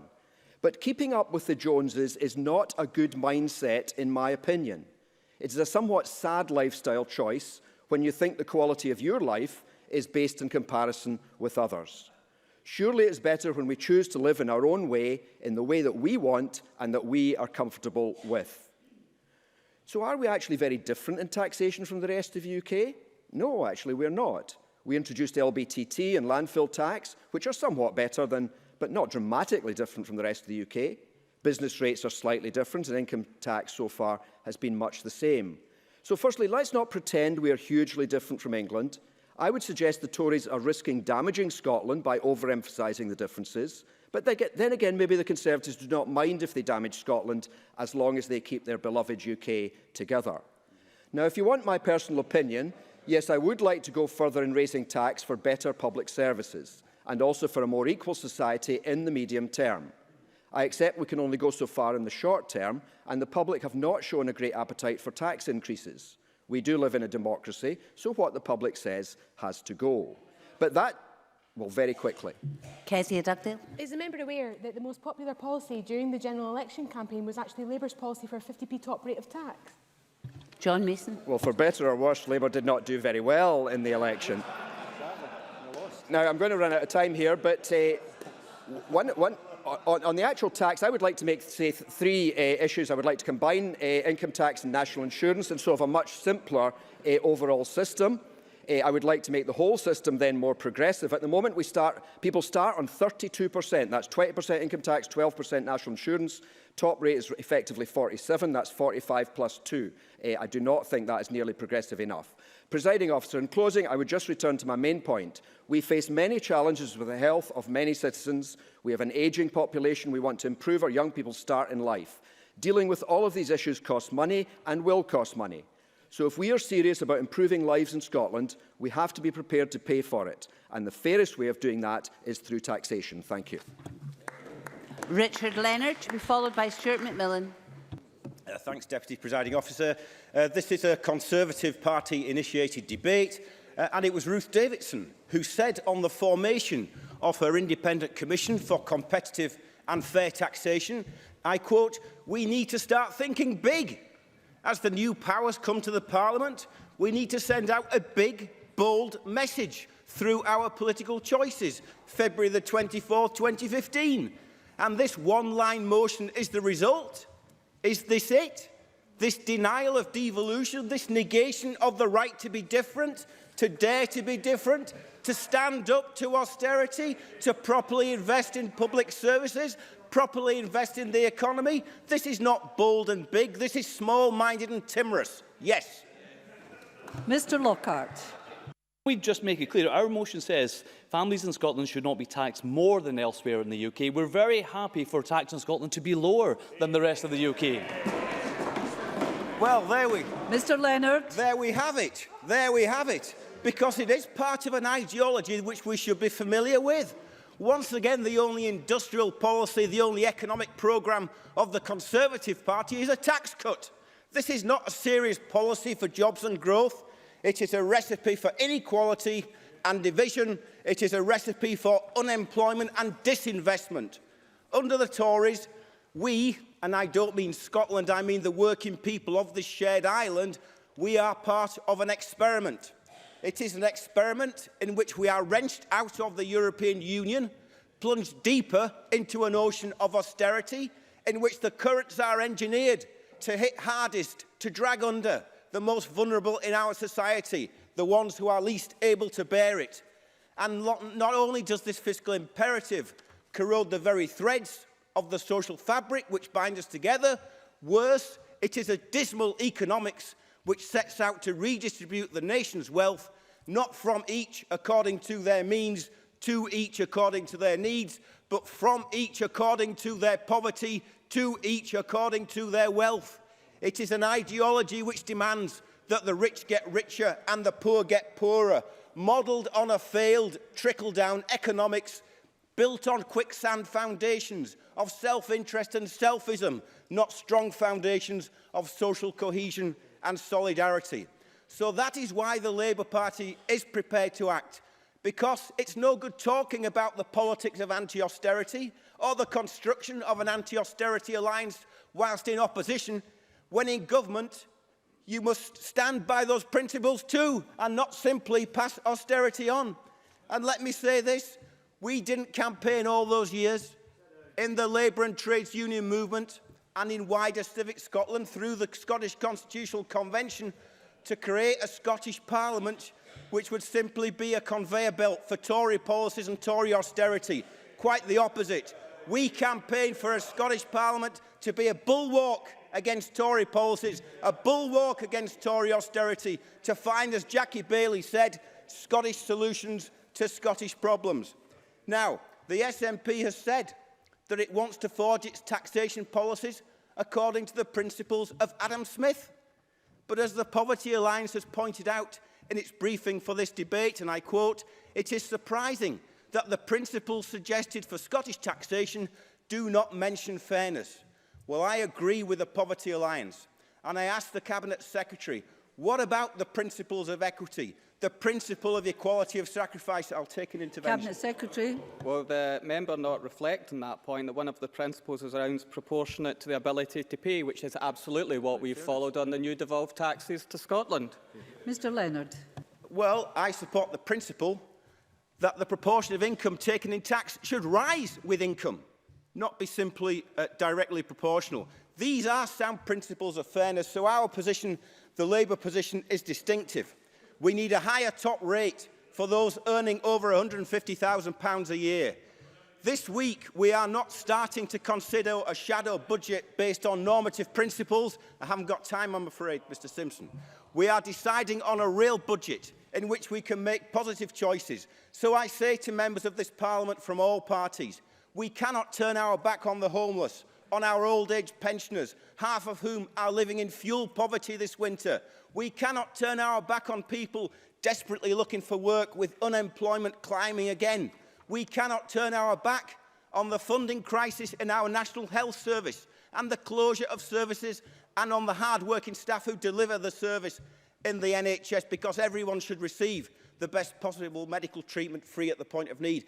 Neither can we turn our back on investment in our schools and colleges, in our people, because every young person deserves an education to fulfil their potential. So finally, this is a battle of ideas. It's a battle in which we are certainly on an opposite side to the Tories, and I fear we may be on a different side to the SNP too. So we will make our speeches and you may vote our amendment down. But we will keep making these arguments because they are the right arguments. And one day this minority in favour of them will become a majority. Equality, justice, real change. That's what the Labour Party is arguing for this afternoon, and we call on all good people of conscience, inside and outside this Parliament, to join with us. Thank you very much, Mr Leonard. I call Stuart McMillan, to be followed by Ross Thompson. Mr McMillan, please. Thank you very much, Presiding Officer. Certainly with new powers in the way, there's never been a better time to actually think about the type of Scotland we actually want to live in and how we achieve this. And it certainly was noticeable that in Murdo Fraser's earlier comments that it didn't mention at all the issue of the small business bonus scheme, which certainly has been hugely beneficial to over 100,000 small businesses in Scotland. Certainly for the SNP government, this means tackling poverty and inequality. I mean, we believe that a fairer taxation system is certainly part of that. Our income tax proposals for 2017-18 and beyond will protect lower income taxpayers, but also generate extra revenue to help businesses and invest in key public services. The tourism revenue is growing and certainly it's becoming an increasingly important part to the local economy in my constituency of Greenock and Inverclyde. And it's got the influence and the prevalence of jobs there. Now, with the control of APD coming to the Scottish Parliament from 2018, the Tories have actually called for the tax to be abolished for all flights longer than 2,000 miles to incentivise airlines to provide new direct links from Scotland to the rest of the world. The Tories have also called for an immediate freeze in APD on short-haul flights to the UK and Europe. Yet this flies directly in the face of what the Tories were claiming during the Scottish parliamentary election campaign earlier this year. In their manifesto, they actually wanted varying levels of APD to increase in price with longer distance flights. So why the sudden change of heart? Have the Tories, just the 2 seconds, have the Tories suddenly come to their senses, or is it just another case of flip-flopping, like we've actually seen with Brexit? I'll take Mr Kelly. James Kelly. Thanks for taking the intervention. Mr McMillan started his speech by speaking about tackling poverty, and we've just heard Richard Leonard tell us that half of pensioners are suffering fuel poverty. How does cutting APD tackle that? Stuart McMillan. Well, if Mr Kelly, if he wants to listen to this speech, then I'll be coming on to a few points that certainly will address that. Certainly, the impact of tourism expenditure certainly could be between £56 million and £68 million a year, and resulting in between 1,200 and 1,500 additional jobs and 47 million and 58 million in GVA to the Scottish economy. Also, in the last 6 months since the EU referendum, there have been some clever arguments actually to make in ways in which we can actually try and mitigate the worst of the looming damage that will be inflicted by Brexit and help to actually stimulate the economy. Meanwhile, the rest of the world looks on at the Tories' pantomime politics of Brexit with bemused perplexity and also irritation. As the Tory broken promises pile up, the economic plan for the rest of this decade will have been laid out by Philip Hammond, the Chancellor, and equals austerity light, but for even longer. Now, we learned during his autumn statement that stagnant wages and falling living standards are going to become that reality.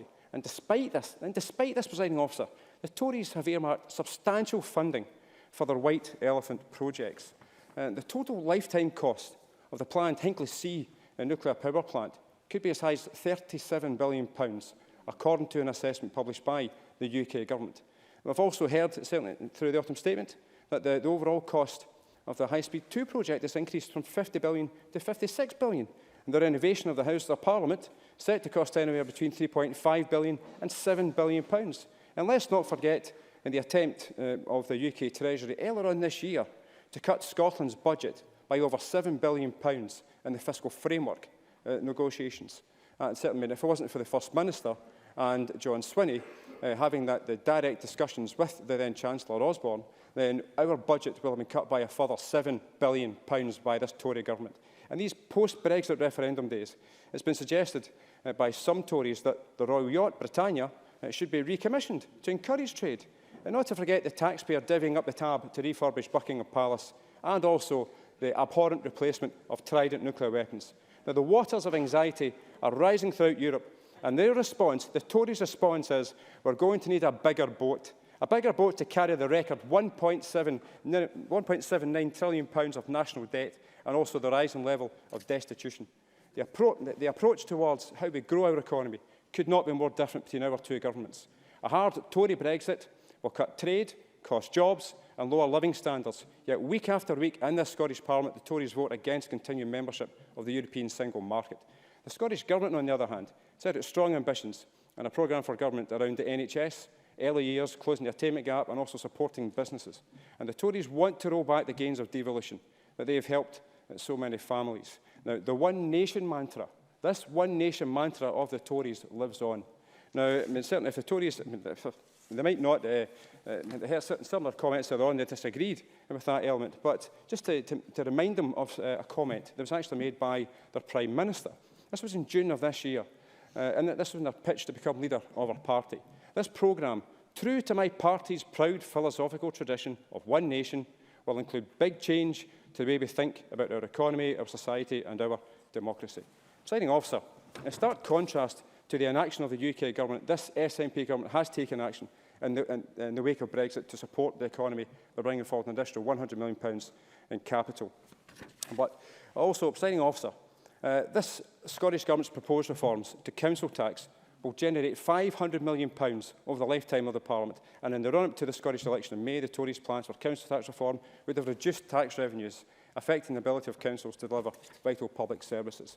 Presiding officer, and my final point is this staggering hypocrisy from the Tories today is certainly at the heart of the arguments that Ruth Davidson's party are making, and they continually seek to criticise the Scottish Government whilst turning a blind eye to what their party colleagues are doing south of the border, whilst failing to get their own house in order. Thank you very much. Mr McMillan. I call Ross Thompson to be followed by Richard Lyle. Ross Thompson is the penultimate speaker in the open debate. Mr Thompson, please. Presiding officer. Now, when I heard this morning that the Cabinet Secretary Derek Mackay had left his change at the parliamentary coffee counter when purchasing his morning pick-me-up, I wondered maybe this is how he approaches his responsibility to the public finances. Perhaps he starts off his day entering his ministerial office and realises he's lost £14 million in cap payments through a hole in his pocket. Or he goes through his day, leaves St Andrew's House, heads home, he gets back, sits down, puts on the telly, maybe it's the X Factor, and suddenly realises he's lost £290 million in land and buildings transaction taxes. But don't worry, the Cabinet Secretary thinks to himself, with these fantastic new powers in Parliament, I can always just stick up taxes on hard-working Scots and levy more taxes on North East businesses. I almost find it amusing that Mr Mackay appears to have little respect for sound finances. It was even slightly humorous that the Cabinet Secretary at committee did not seem to understand the fundamental economic concepts, such as the Laffer curve, a key economic principle, showing that as tax rates go up, revenue goes down. But now that we can see the SNP's tax proposals, I can assure you that no one is laughing now. It is becoming increasingly more apparent that this SNP government intend to ignore the vast majority of expert economic advice, including that of their own Growth Commission, by going ahead with an increase to the top rate of income tax. This will force higher rate taxpayers to pay up to £800 more per year by 2020. The Cabinet Secretary's budget will make Scotland the highest tax part of the UK. This is fundamentally unfair on hard-working, skilled workers in Scotland. In the North East, we have huge issues finding skilled workers to fill our teacher vacancies, plug shortages in the NHS, attract the skills and expertise from across the world to continue the renaissance in our oil and gas industry. The SNP's plans to hit skilled workers makes life harder for our local authorities, our wider public services and our businesses. When it comes to the North East of Scotland, whether it's business taxes, council taxes or income taxes, the SNP is all about take, and always giving very little in return. No, thank you, I won't. This year alone, North East businesses have been hit hard by over £7 million in a council tax grab from the SNP. Despite this, the North East will still contribute £18.3 million net by 2021. To rub salt into the wounds, the millions raised through this major tax grab from the North East will be spent almost exclusively in the Central Belt. There will be very little benefit for thousands of households in the North East who will have whacked up higher tax bills. It is absolutely outrageous. The SNP tax proposals will not kickstart Scotland's sluggish economy, nor will they... Sure. Yeah, absolutely. Secretary. Would Mr Thompson care to do what no other Conservative member has been able to do so far and tell us in the budget tomorrow and what their proposals could be, what public expenditure they would cut to pay for tax cuts in Scotland? Mr Thompson. I think if you listen to my colleagues, and I'm sure Murdo Fraser tomorrow will be able to tell Mr Mackay exactly what a prudent, financially prudent budget is all about. A budget that will create growth, a budget that will create jobs, and a budget that will be good for Scotland. So hear Mr Fraser tomorrow. Nor will they attract more higher earners or top-rate taxpayers to Scotland. Increasing the top rate of income tax will only serve as a disincentive for the best and the brightest to come to Scotland. Higher taxes will diminish our overall tax base and put additional strain on our public services. Higher taxes will cause a drain on talent to other parts of the UK, and higher taxes will siphon creative talent from our own vital industries. A report from chartered accountancy firm Johnson Carmichael to the Finance Committee found that Scottish companies will have to offer tax equalisation packages to attract and retain the talent that they need to thrive. It's clear that if the SNP's tax regime penalises businesses and skilled labour, companies will simply relocate to other parts of the UK. It is so important that Scotland is financially attractive for skilled workers and potential investors. The SNP's tax policy will attract neither. Deputy Presiding Officer, it is clear that on the issue of taxation, as on all issues affecting Scotland today, the SNP government have shown themselves time and time again to be politically out of touch and economically out of their depth. By increasing taxes, the SNP will effectively erect a sign at the Scottish border saying closed for business. It would be the worst possible thing for this country, for our people, for our businesses, and would send out exactly the wrong message to the rest of the UK and the world that Scotland taxes skill, hard work and innovation. I therefore urge members to support the amendment in the name of Murdo Fraser today. Thank you very much, Mr Thompson. I call Richard Lyle, the last speaker in the open debate. Then we move to closing speeches. Mr Lyle. Thank you, Presiding Officer. I want to begin my remarks by reflecting on the motion before this chamber this afternoon, that the Parliament believes that the Scottish families and businesses should not be taxed more highly than elsewhere in the United Kingdom. For me, as with any debate in this chamber, the focus should be on those not in this place, but out with. That is the people of Scotland.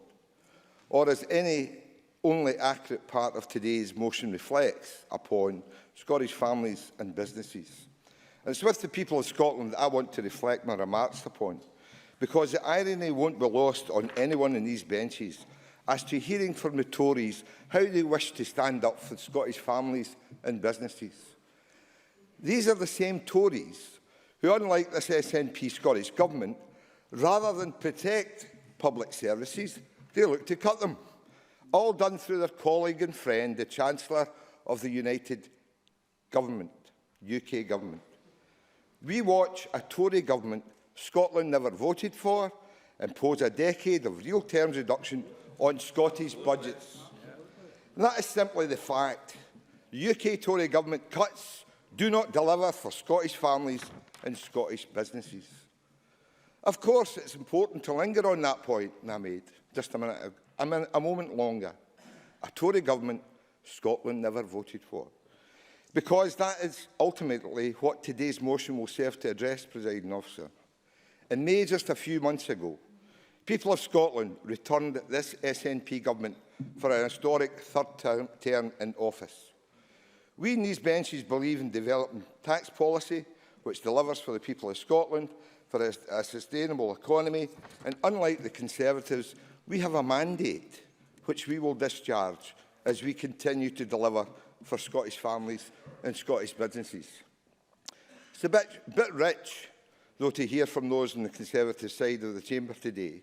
Since 2010, the only income tax rate the Conservatives have cut is the additional rate from 50p to 45p, which I think is a clear insight into their priorities, Presiding Officer. Indeed, the Resolution Foundation estimates that the policies announced since the 2015 election and the election of a Conservative government mean that the poorest 10% of households will lose out on an average around £400 a year, while those in the richest 10% of households will gain around £200 a year by 2020-21. If there's one thing that's certain, it's that the SNP doesn't need to take any lessons from the Tories and taxes. It's the Tory tax and benefit changes that are hurting the most vulnerable more than the rich. That is the Scottish family and business, Presiding Officer. On the other side of the coin, the Scottish Government are taking positive actions to deliver for Scotland's people. Our income tax proposals for 2017-18 and beyond will protect lower income taxpayers. But they will also generate extra revenue of around £1.2 billion by 2021-22 to invest in key public services.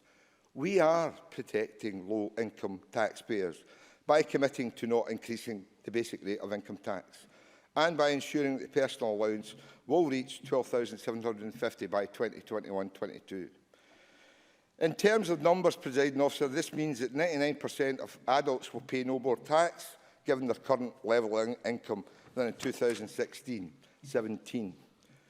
Our plans have served to protect the low and middle income taxpayers, but generate extra revenue to every year to the rest of the parliamentary term, which we will invest in key public services by asking higher rate taxpayers to forgo a tax cut.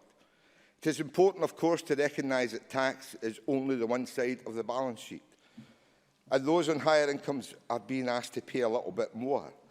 And those people are benefiting from free higher education, free personal care, free prescriptions and other vital public services in Scotland. I believe that the people of Scotland will agree that those who are in a position of being able to afford to pay a little bit more to help build the type of society we want to see and protect our vital public services will be happy with this government's plans. With the time that I have remaining in this debate, I want to reflect on business in Scotland and the record of this government in delivering for business. This government introduced the small business bonus, recognising the extreme importance of small businesses, the core component of creating a type of sustainable and growing economy that Scotland wants. We continue to want to see that scheme evolve. That's why this government has committed, I'm sure, to expand the scheme from 2017, to lift 100,000 properties out of rates altogether. The small business bonus is estimated to benefit 102,394, 2 in every 5 properties in 2016-17, with the scheme remaining rates altogether with around 80,000 properties. And whilst we listen to the Tories today, it's important to note our scheme is significantly more generous than the current equivalent relief in England. To conclude, our action to support business through our rates relief, proposals in APD, priorities that are even more pressing as a result of the EU referendum, and of course our small business bonus. We are committed to a fair system of taxation, and it's clear on these benches that this SNP government will have a vision for Scotland and a real commitment to protecting Scottish families and indeed Scottish business. Thank you. Thank you very much, Mr Lyle. Before I move to closing speeches, there's 3 members not present who took part in the debate, John Mason and Ivan McKee. I understand that Dean Lockhart is actually closing for the Conservatives and is not in the chamber. I expect there to be some reasons given. It's a discourtesy to members not to be present, as well as to the Chair. I now call on Willie Rennie, please, to close the Liberal Democrats. 6 minutes, please. One of the benefits of the new ruling by the presiding officer that we are allowed to tweet in this chamber is that you're able to read some of the tweets that others are making about you. And Christina Kelvey, who's actually not here this afternoon, was recommending some duet between Murdo Fraser and myself following my opening speech. But Carpenter's close to you.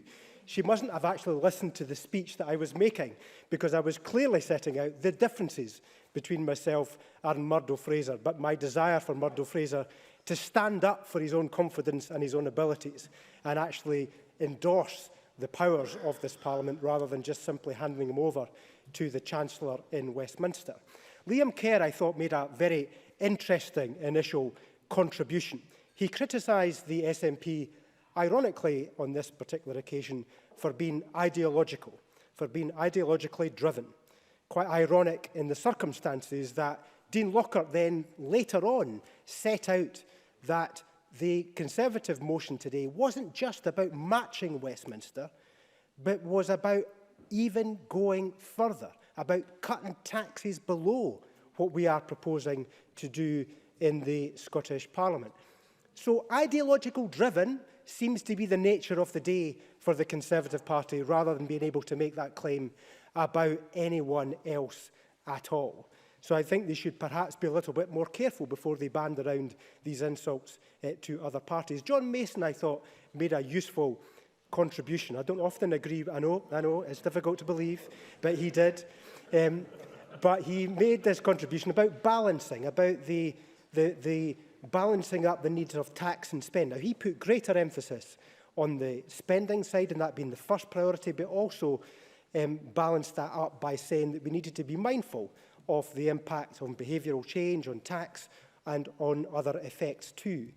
I do think it is a balance. It isn't just about cutting tax. It isn't just about increasing spending on public services. We need to judge the mood at the right time and the need for public services and the need and the load that the taxpayer can take as well. And that's the approach that we have taken. I thought Murdo Fraser very cruelly criticised me early on, despite the fact that I was praising him by saying that we were previously in favour of tax cuts back in Tavish Scott's reign. That was true.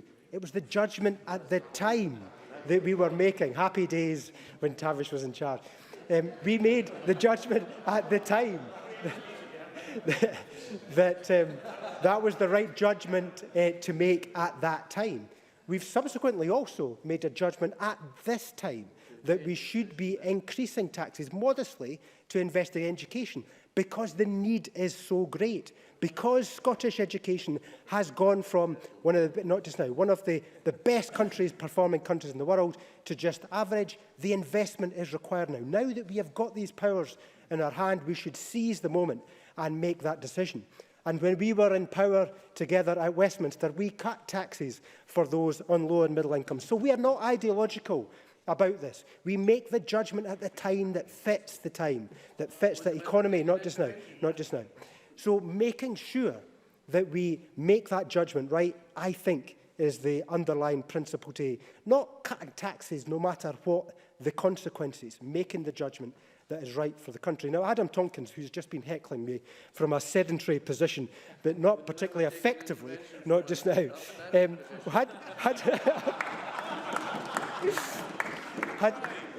not just now. I'm about to make a point. He had the cheek to lecture everybody else about businesses moving abroad. And this is from a party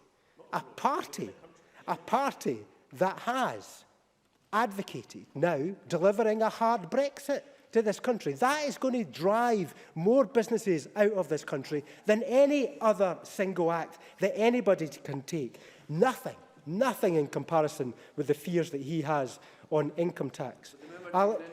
OK, then, go on. Persistence has paid off, Mr. Scott. Would it be fair to say thank you for taking the intervention, Mr Rennie, but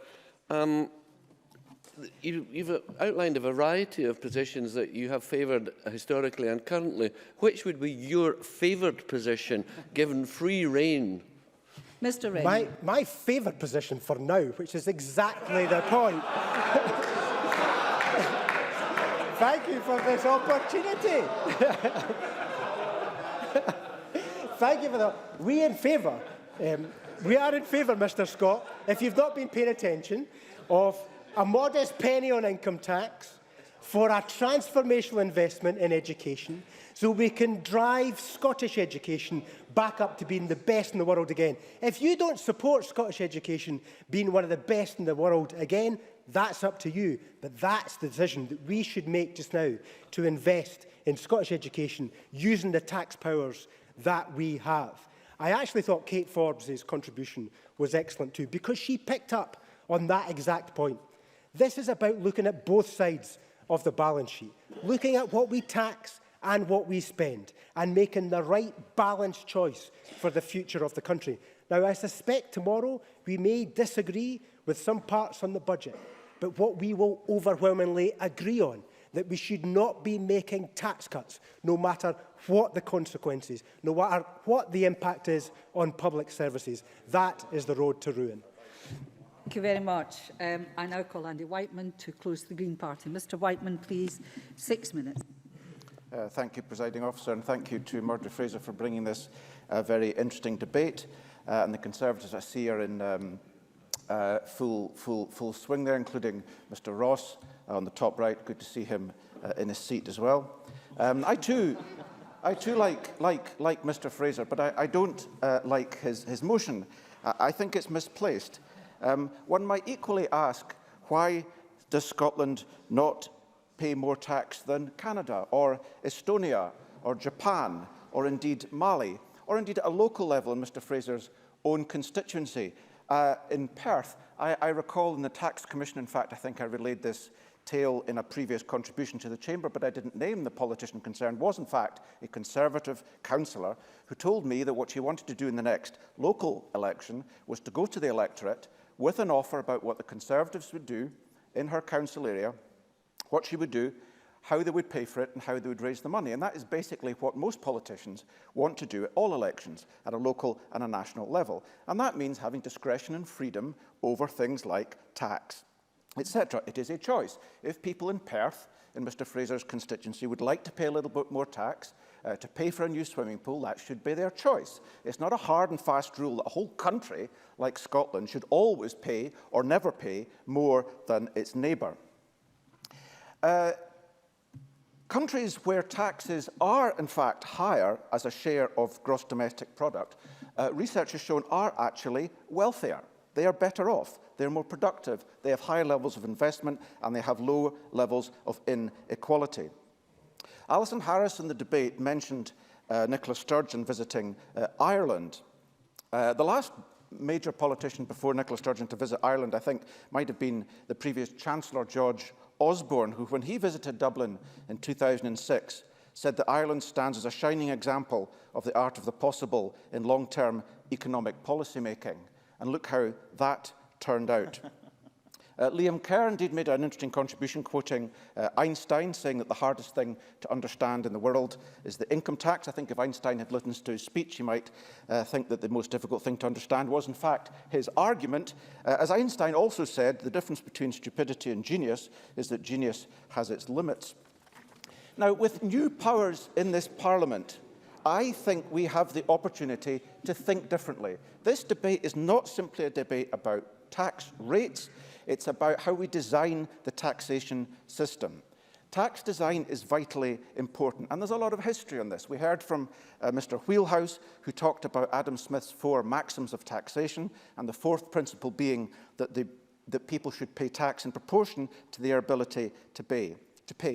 And as the Finance Secretary indicated in response to Richard Leonard, this is often thought of in relation to income tax, that you should pay in proportion to your income. The problem with this, of course, is that Adam Smith wrote The Wealth of Nations in 1776.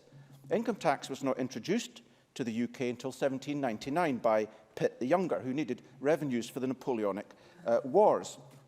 Smith was not referring to income. He went on to make clear that proportionate meant, and I quote, is proportionate to the revenue which they respectively enjoy under the protection of the state. In other words, what Adam Smith was talking about was rents. He was talking about land rents.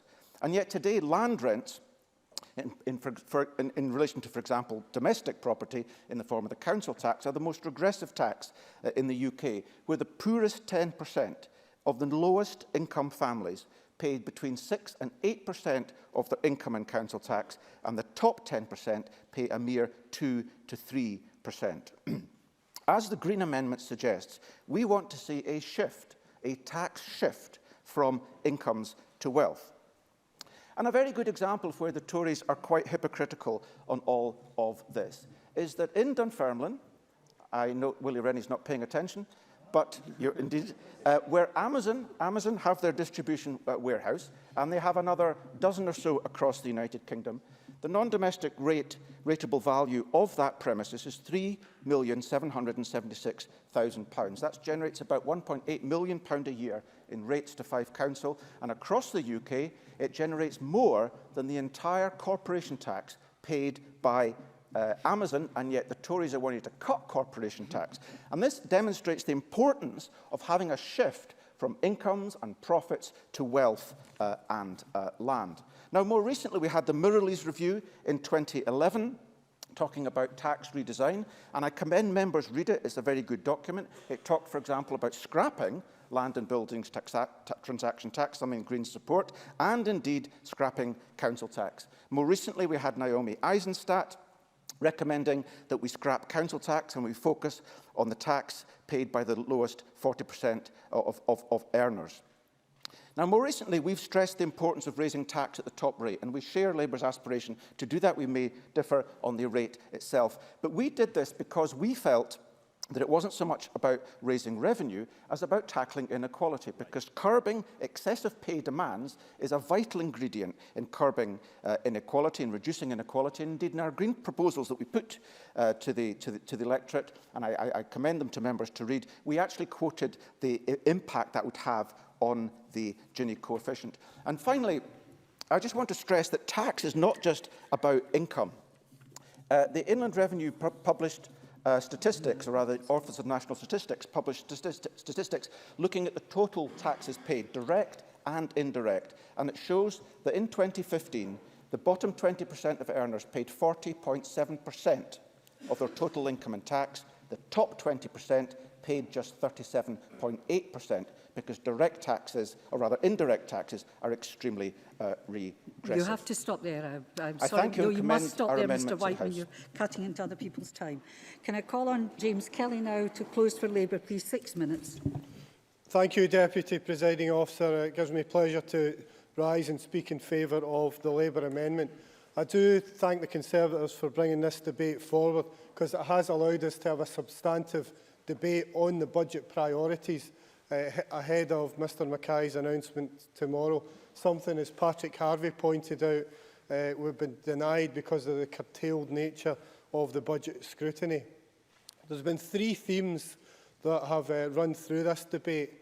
The impact of the current cuts and impending cuts in the Scottish budget, the taxation options that are open to us, and also how we generate economic growth. I think in terms of the cuts, we've seen the very dire warnings from the Fraser-Vallender Institute that of the potential for £700 million of cuts between now and the end of the Parliament. And Unison have warned us that in the course of this year, they reckon there's been 7,000 job losses in local councils with cumulative cuts of £184 million. But it's not just about the numbers, as Kezia Dugdale pointed out. It's about the impact that this would have on people's lives. As people look at Mr Mackay's statement tomorrow, if you're in a community where a library is under threat of closure, or if you're in a school where potentially the number of classroom assistants might be cut, or if you're staying in a house which needs repair, then you'll be really worried about the budget settlement that Mr Mackay is going to announce, and whether, I'll give way in a minute, and whether there's the potential for further impending cuts in local authorities. But you wouldn't have heard anything about these practical examples from the Tory benches. Speech after speech, if you produced a word cloud on it, the words that would come out were wealth and money. That was what it was all about. That's what it was all about for the Tories. You didn't hear anything about inequalities. You didn't hear anything about how in the economy currently that women are suffering more than men, and that there's a decline in job numbers for women. You didn't hear anything about the issues that many of us here in our constituencies and regions. I'll give way to Mr Mason. John Mason. I thank the member for giving way. I mean, is he suggesting that we could cover all the Tory tax cuts since 2010 with tax increases this year? James Kelly. I certainly would suggest the benches there could go a way forward by tonight supporting the Labour amendment to increase the top rate of 50 pence.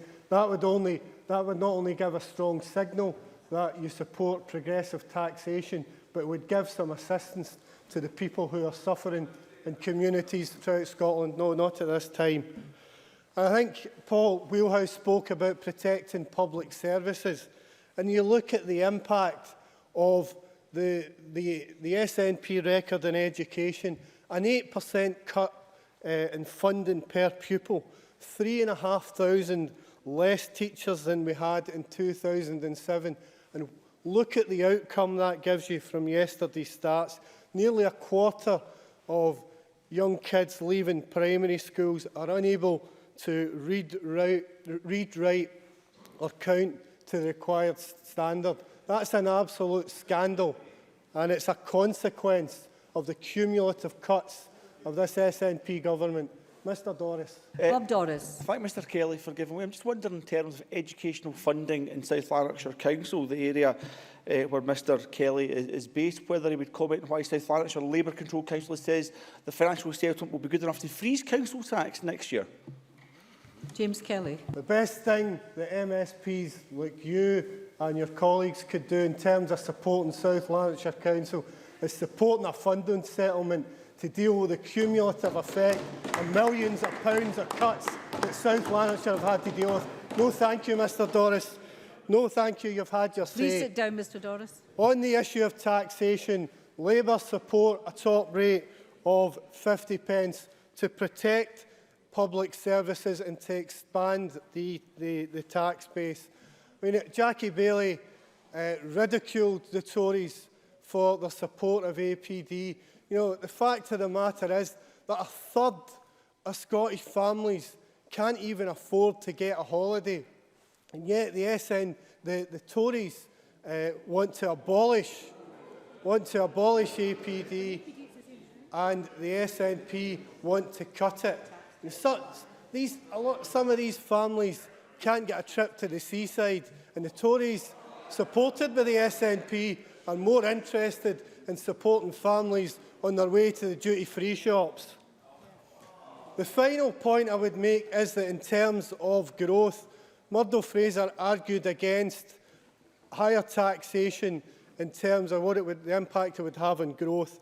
But we know that if you stay in poor housing, your chances of educational advancement are undermined. Surely if we invest in public services and we have better quality houses and we give people the chance to advance in education and then address the skills gaps issues and promote the economy, surely that's got to be one of the advantages of progressive taxation. Support the Labour amendment at 5 o'clock.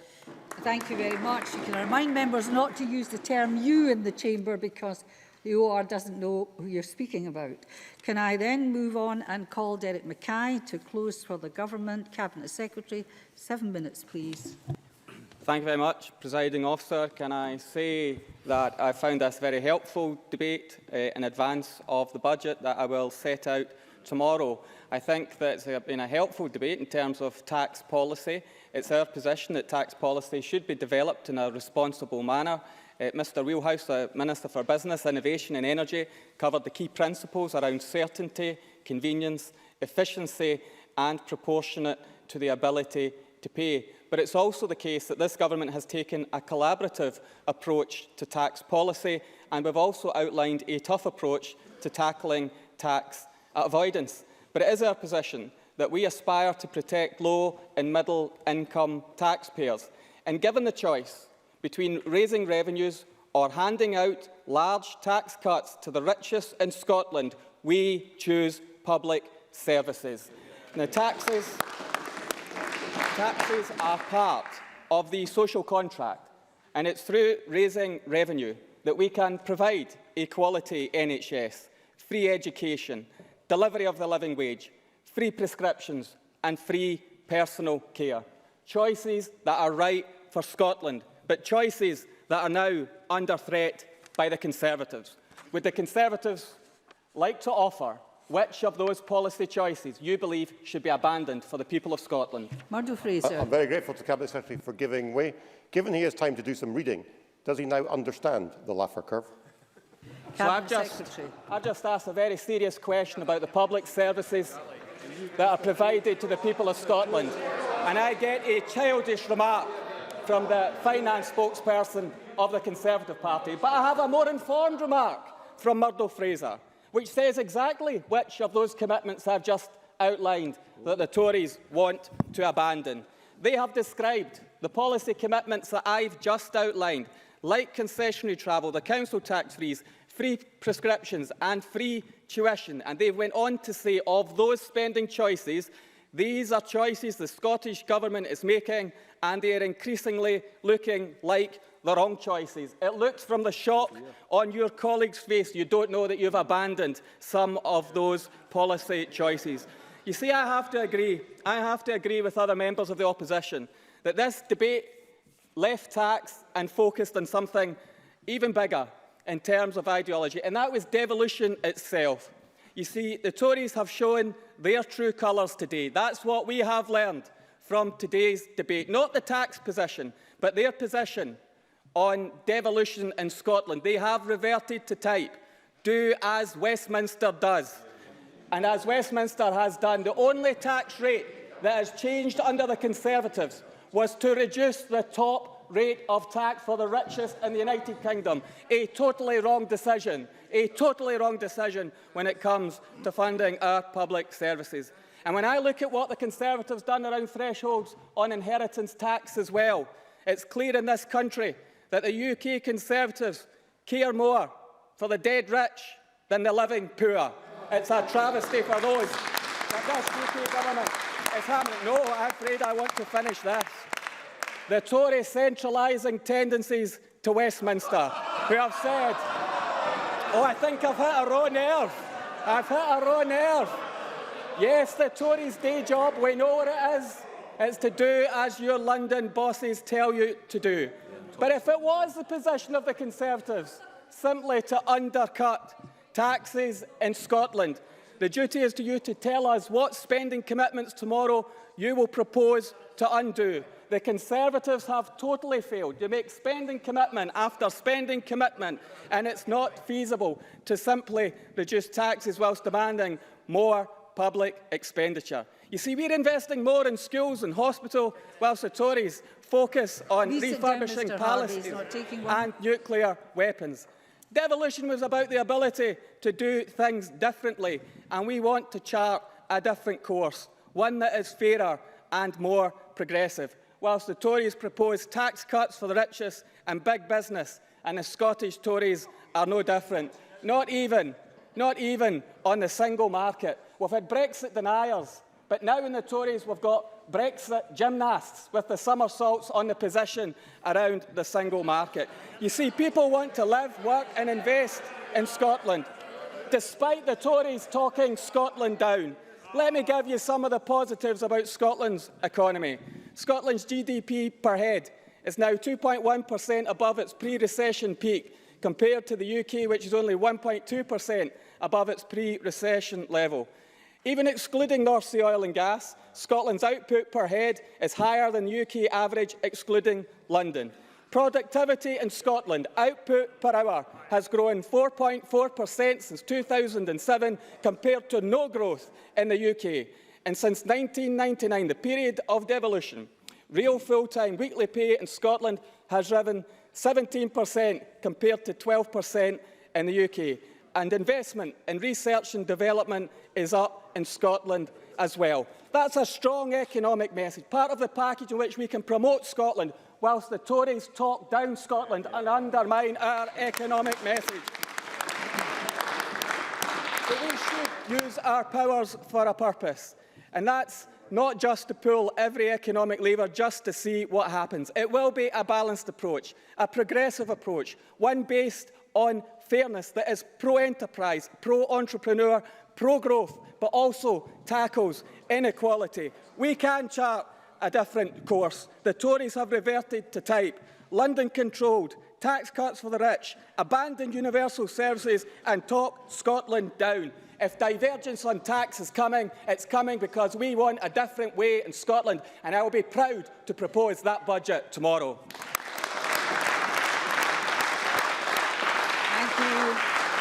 Thank you, Cabinet Secretary. I now call on Dean Lockhart to close for the Conservatives till 4:59, please. Thank you, Presiding Officer. We called for this debate on taxation because tomorrow's budget will set the future direction of tax and fiscal policy in Scotland. And let me remind members who today call us devolution deniers that these powers were delivered to this Parliament by a Conservative government. Under these new tax and fiscal powers coming to this Parliament, levels of public spending in Scotland will, for the first time, depend in large part on the performance of Scotland's economy relative to the rest of the UK. This new fiscal landscape has far-reaching implications for policy. There is cross-party consensus that we need to increase levels of public spending and improve public services in vital areas. To do this, the policy taken by the SNP and other parties is to increase tax. They have each made it very clear today they want Scotland to be the highest tax part of the UK. We take a different approach. We think that families and business in Scotland should not be taxed higher than elsewhere in the UK. Our policy approach is to increase levels of public spending and improve public services by expanding the economy and expanding the tax base in Scotland. Let me make it simple. A faster expanding economy will allow the government to spend more. During the debate, my colleagues have made two things very clear. First of all, stronger economic growth should be an absolute priority for this government. Any steps to increase tax in Scotland would damage future growth. And secondly, higher levels of tax would shrink the tax base in Scotland. For those not convinced by the principles of the Laffer curve, as clearly explained by my colleague Murdo Fraser, I would draw your attention to what President John F. Kennedy called the paradoxical truth, when he said that the soundest way to raise revenues in the long run is to cut tax rates now. We agree with that. Presiding Officer, so did they a year ago. Let me first address the fundamental priority of economic growth. The Fraser of Allender report published just yesterday highlighted the need for Scotland to close the growth gap with the rest of the UK in order to avoid further reductions in public spending. This report reflects the concerns we have raised many times in this chamber about the underperformance of the Scottish economy. This underperformance, as highlighted by Jackie Bailey, will now have a real impact on the level of public spending in Scotland.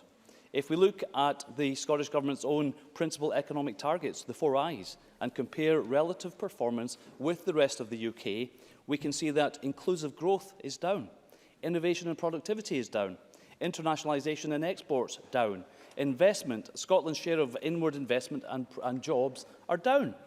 So let me make it clear to Mr Mackay, this economic underperformance was happening long before Brexit. In fact, in 8 of the 10 years the SNP has been in government, the Scottish economy has underperformed the rest of the UK. And this is set to continue. Growth in Scotland for 2017 is forecast to be less than half of the UK growth. The Fraser of Allender report also highlighted a number of structural problems facing the economy in Scotland. Low growth, low productivity, declining exports, only 50 companies in Scotland accounting for 50% of our exports. lowest employment growth rates in the UK and the highest rates of economic inactivity. Given this economic background, making Scotland the highest tax part of the UK is precisely the wrong policy response.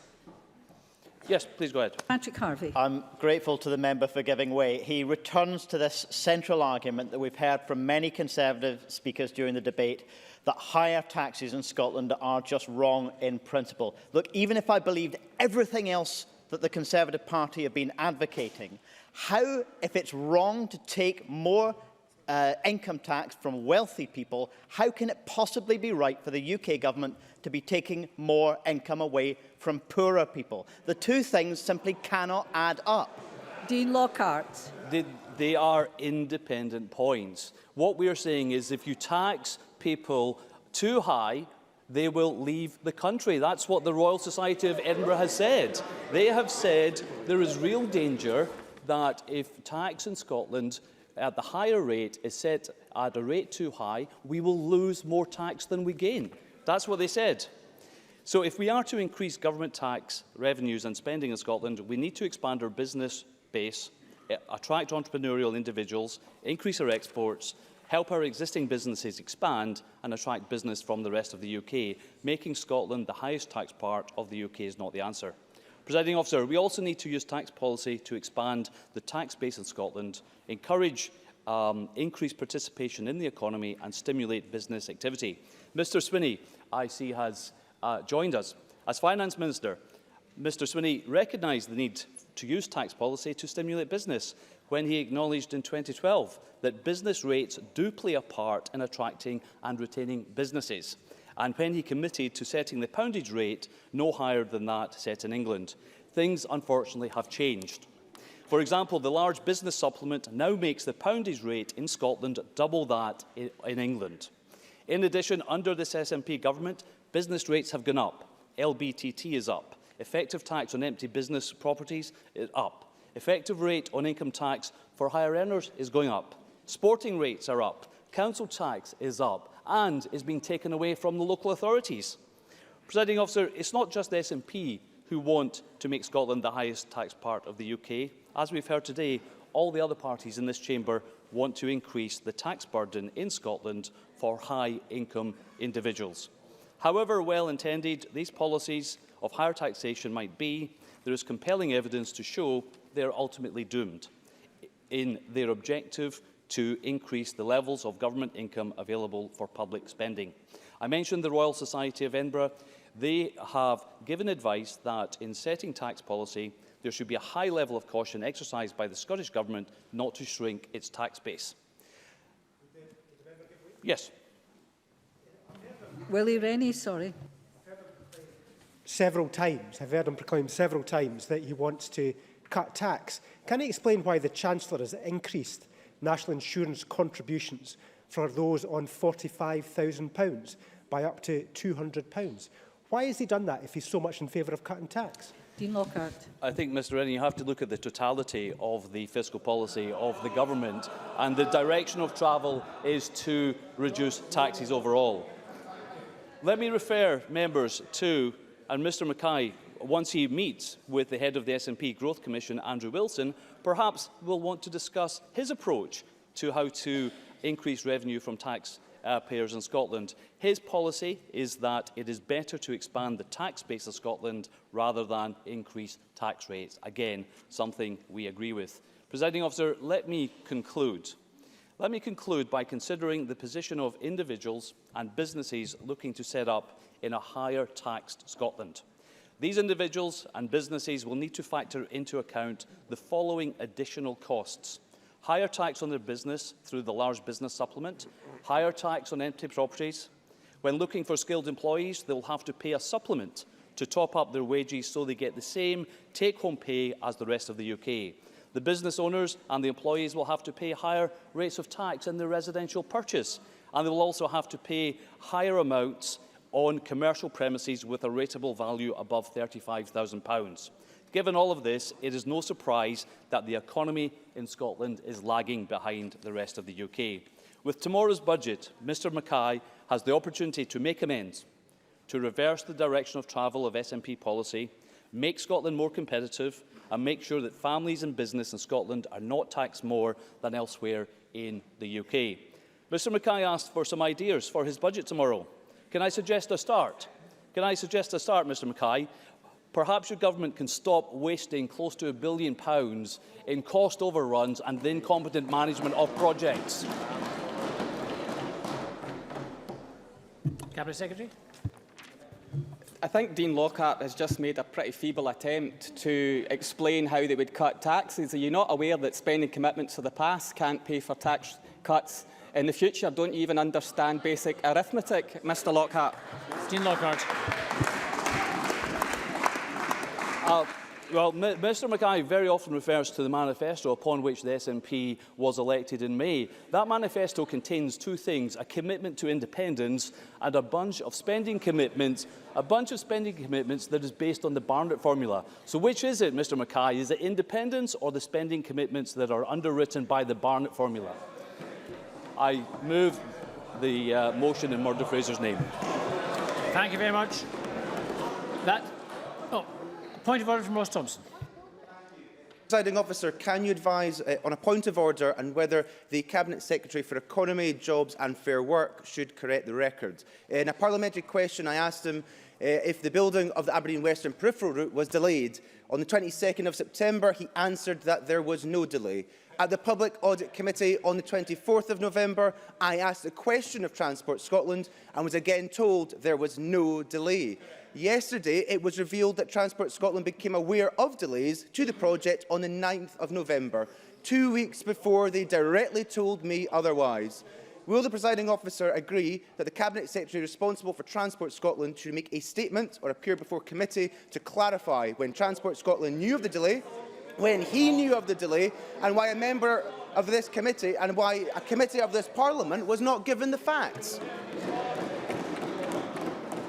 Thank you. Can I thank Mr Thompson for the advance notice of his point of order?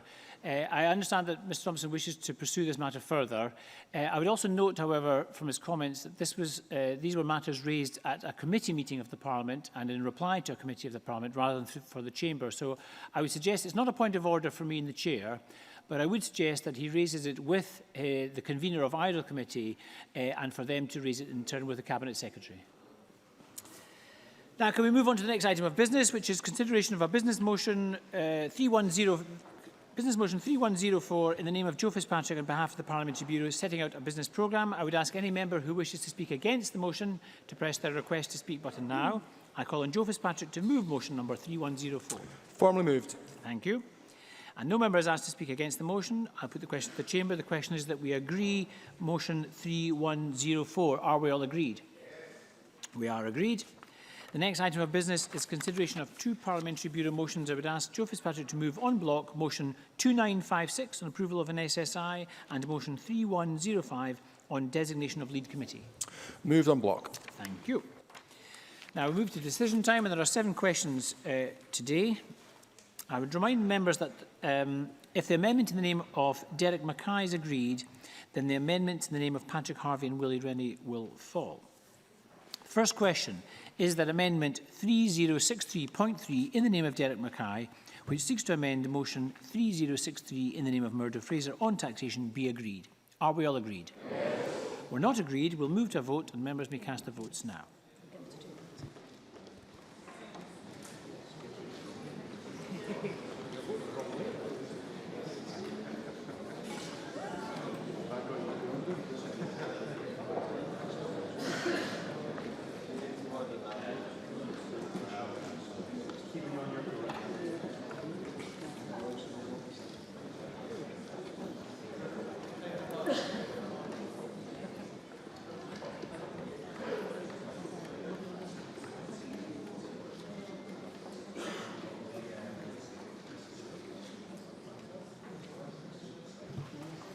The result of the vote on amendment number 3063.3 in the name of Derek Mackay is yes 60, no 61. There were no abstentions. The amendment is therefore not agreed.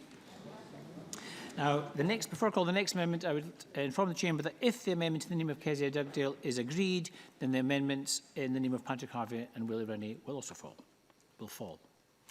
So the question is that Amendment 3063.1 in the name of Kezia Dugdale, which seeks to amend the motion in the name of Murdo Fraser, be agreed. Are we all agreed? No. We're not agreed. We'll move to a vote, and members may cast their votes now.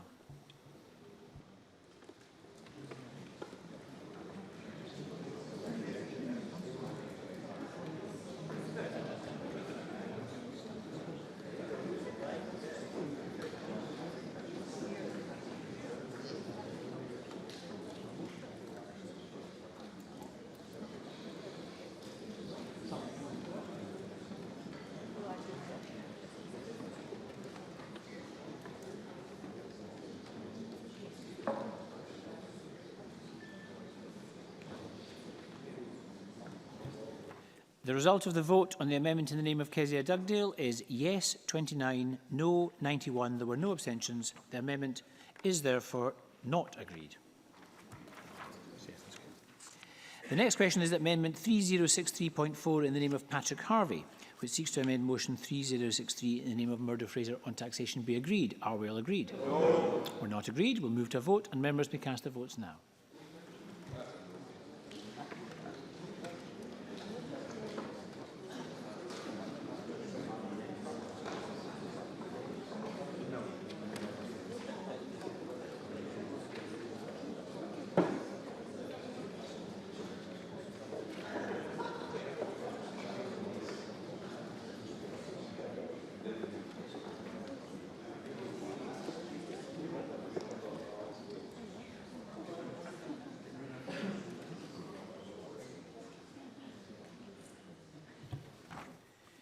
The result of the vote on Amendment 3063.4 in the name of Patrick Harvey is yes 6, no 115. There were no abstentions. The amendment is therefore not agreed.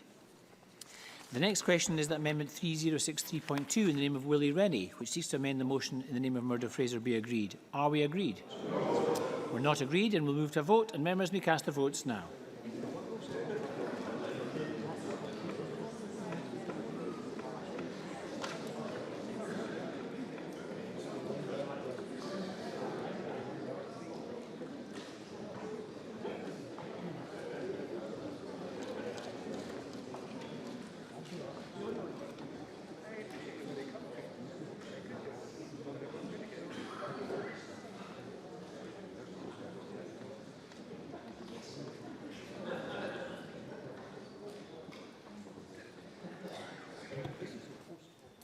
The result of the vote on the amendment in the name of Willie Rennie is yes 27, no 88. There were 6 abstentions. The amendment is therefore not agreed. And the next question is that motion 3063 in the name of Murdo Fraser on taxation be agreed. Are we all agreed? Yes. We're not agreed. We'll move to a vote, and members may cast their votes now.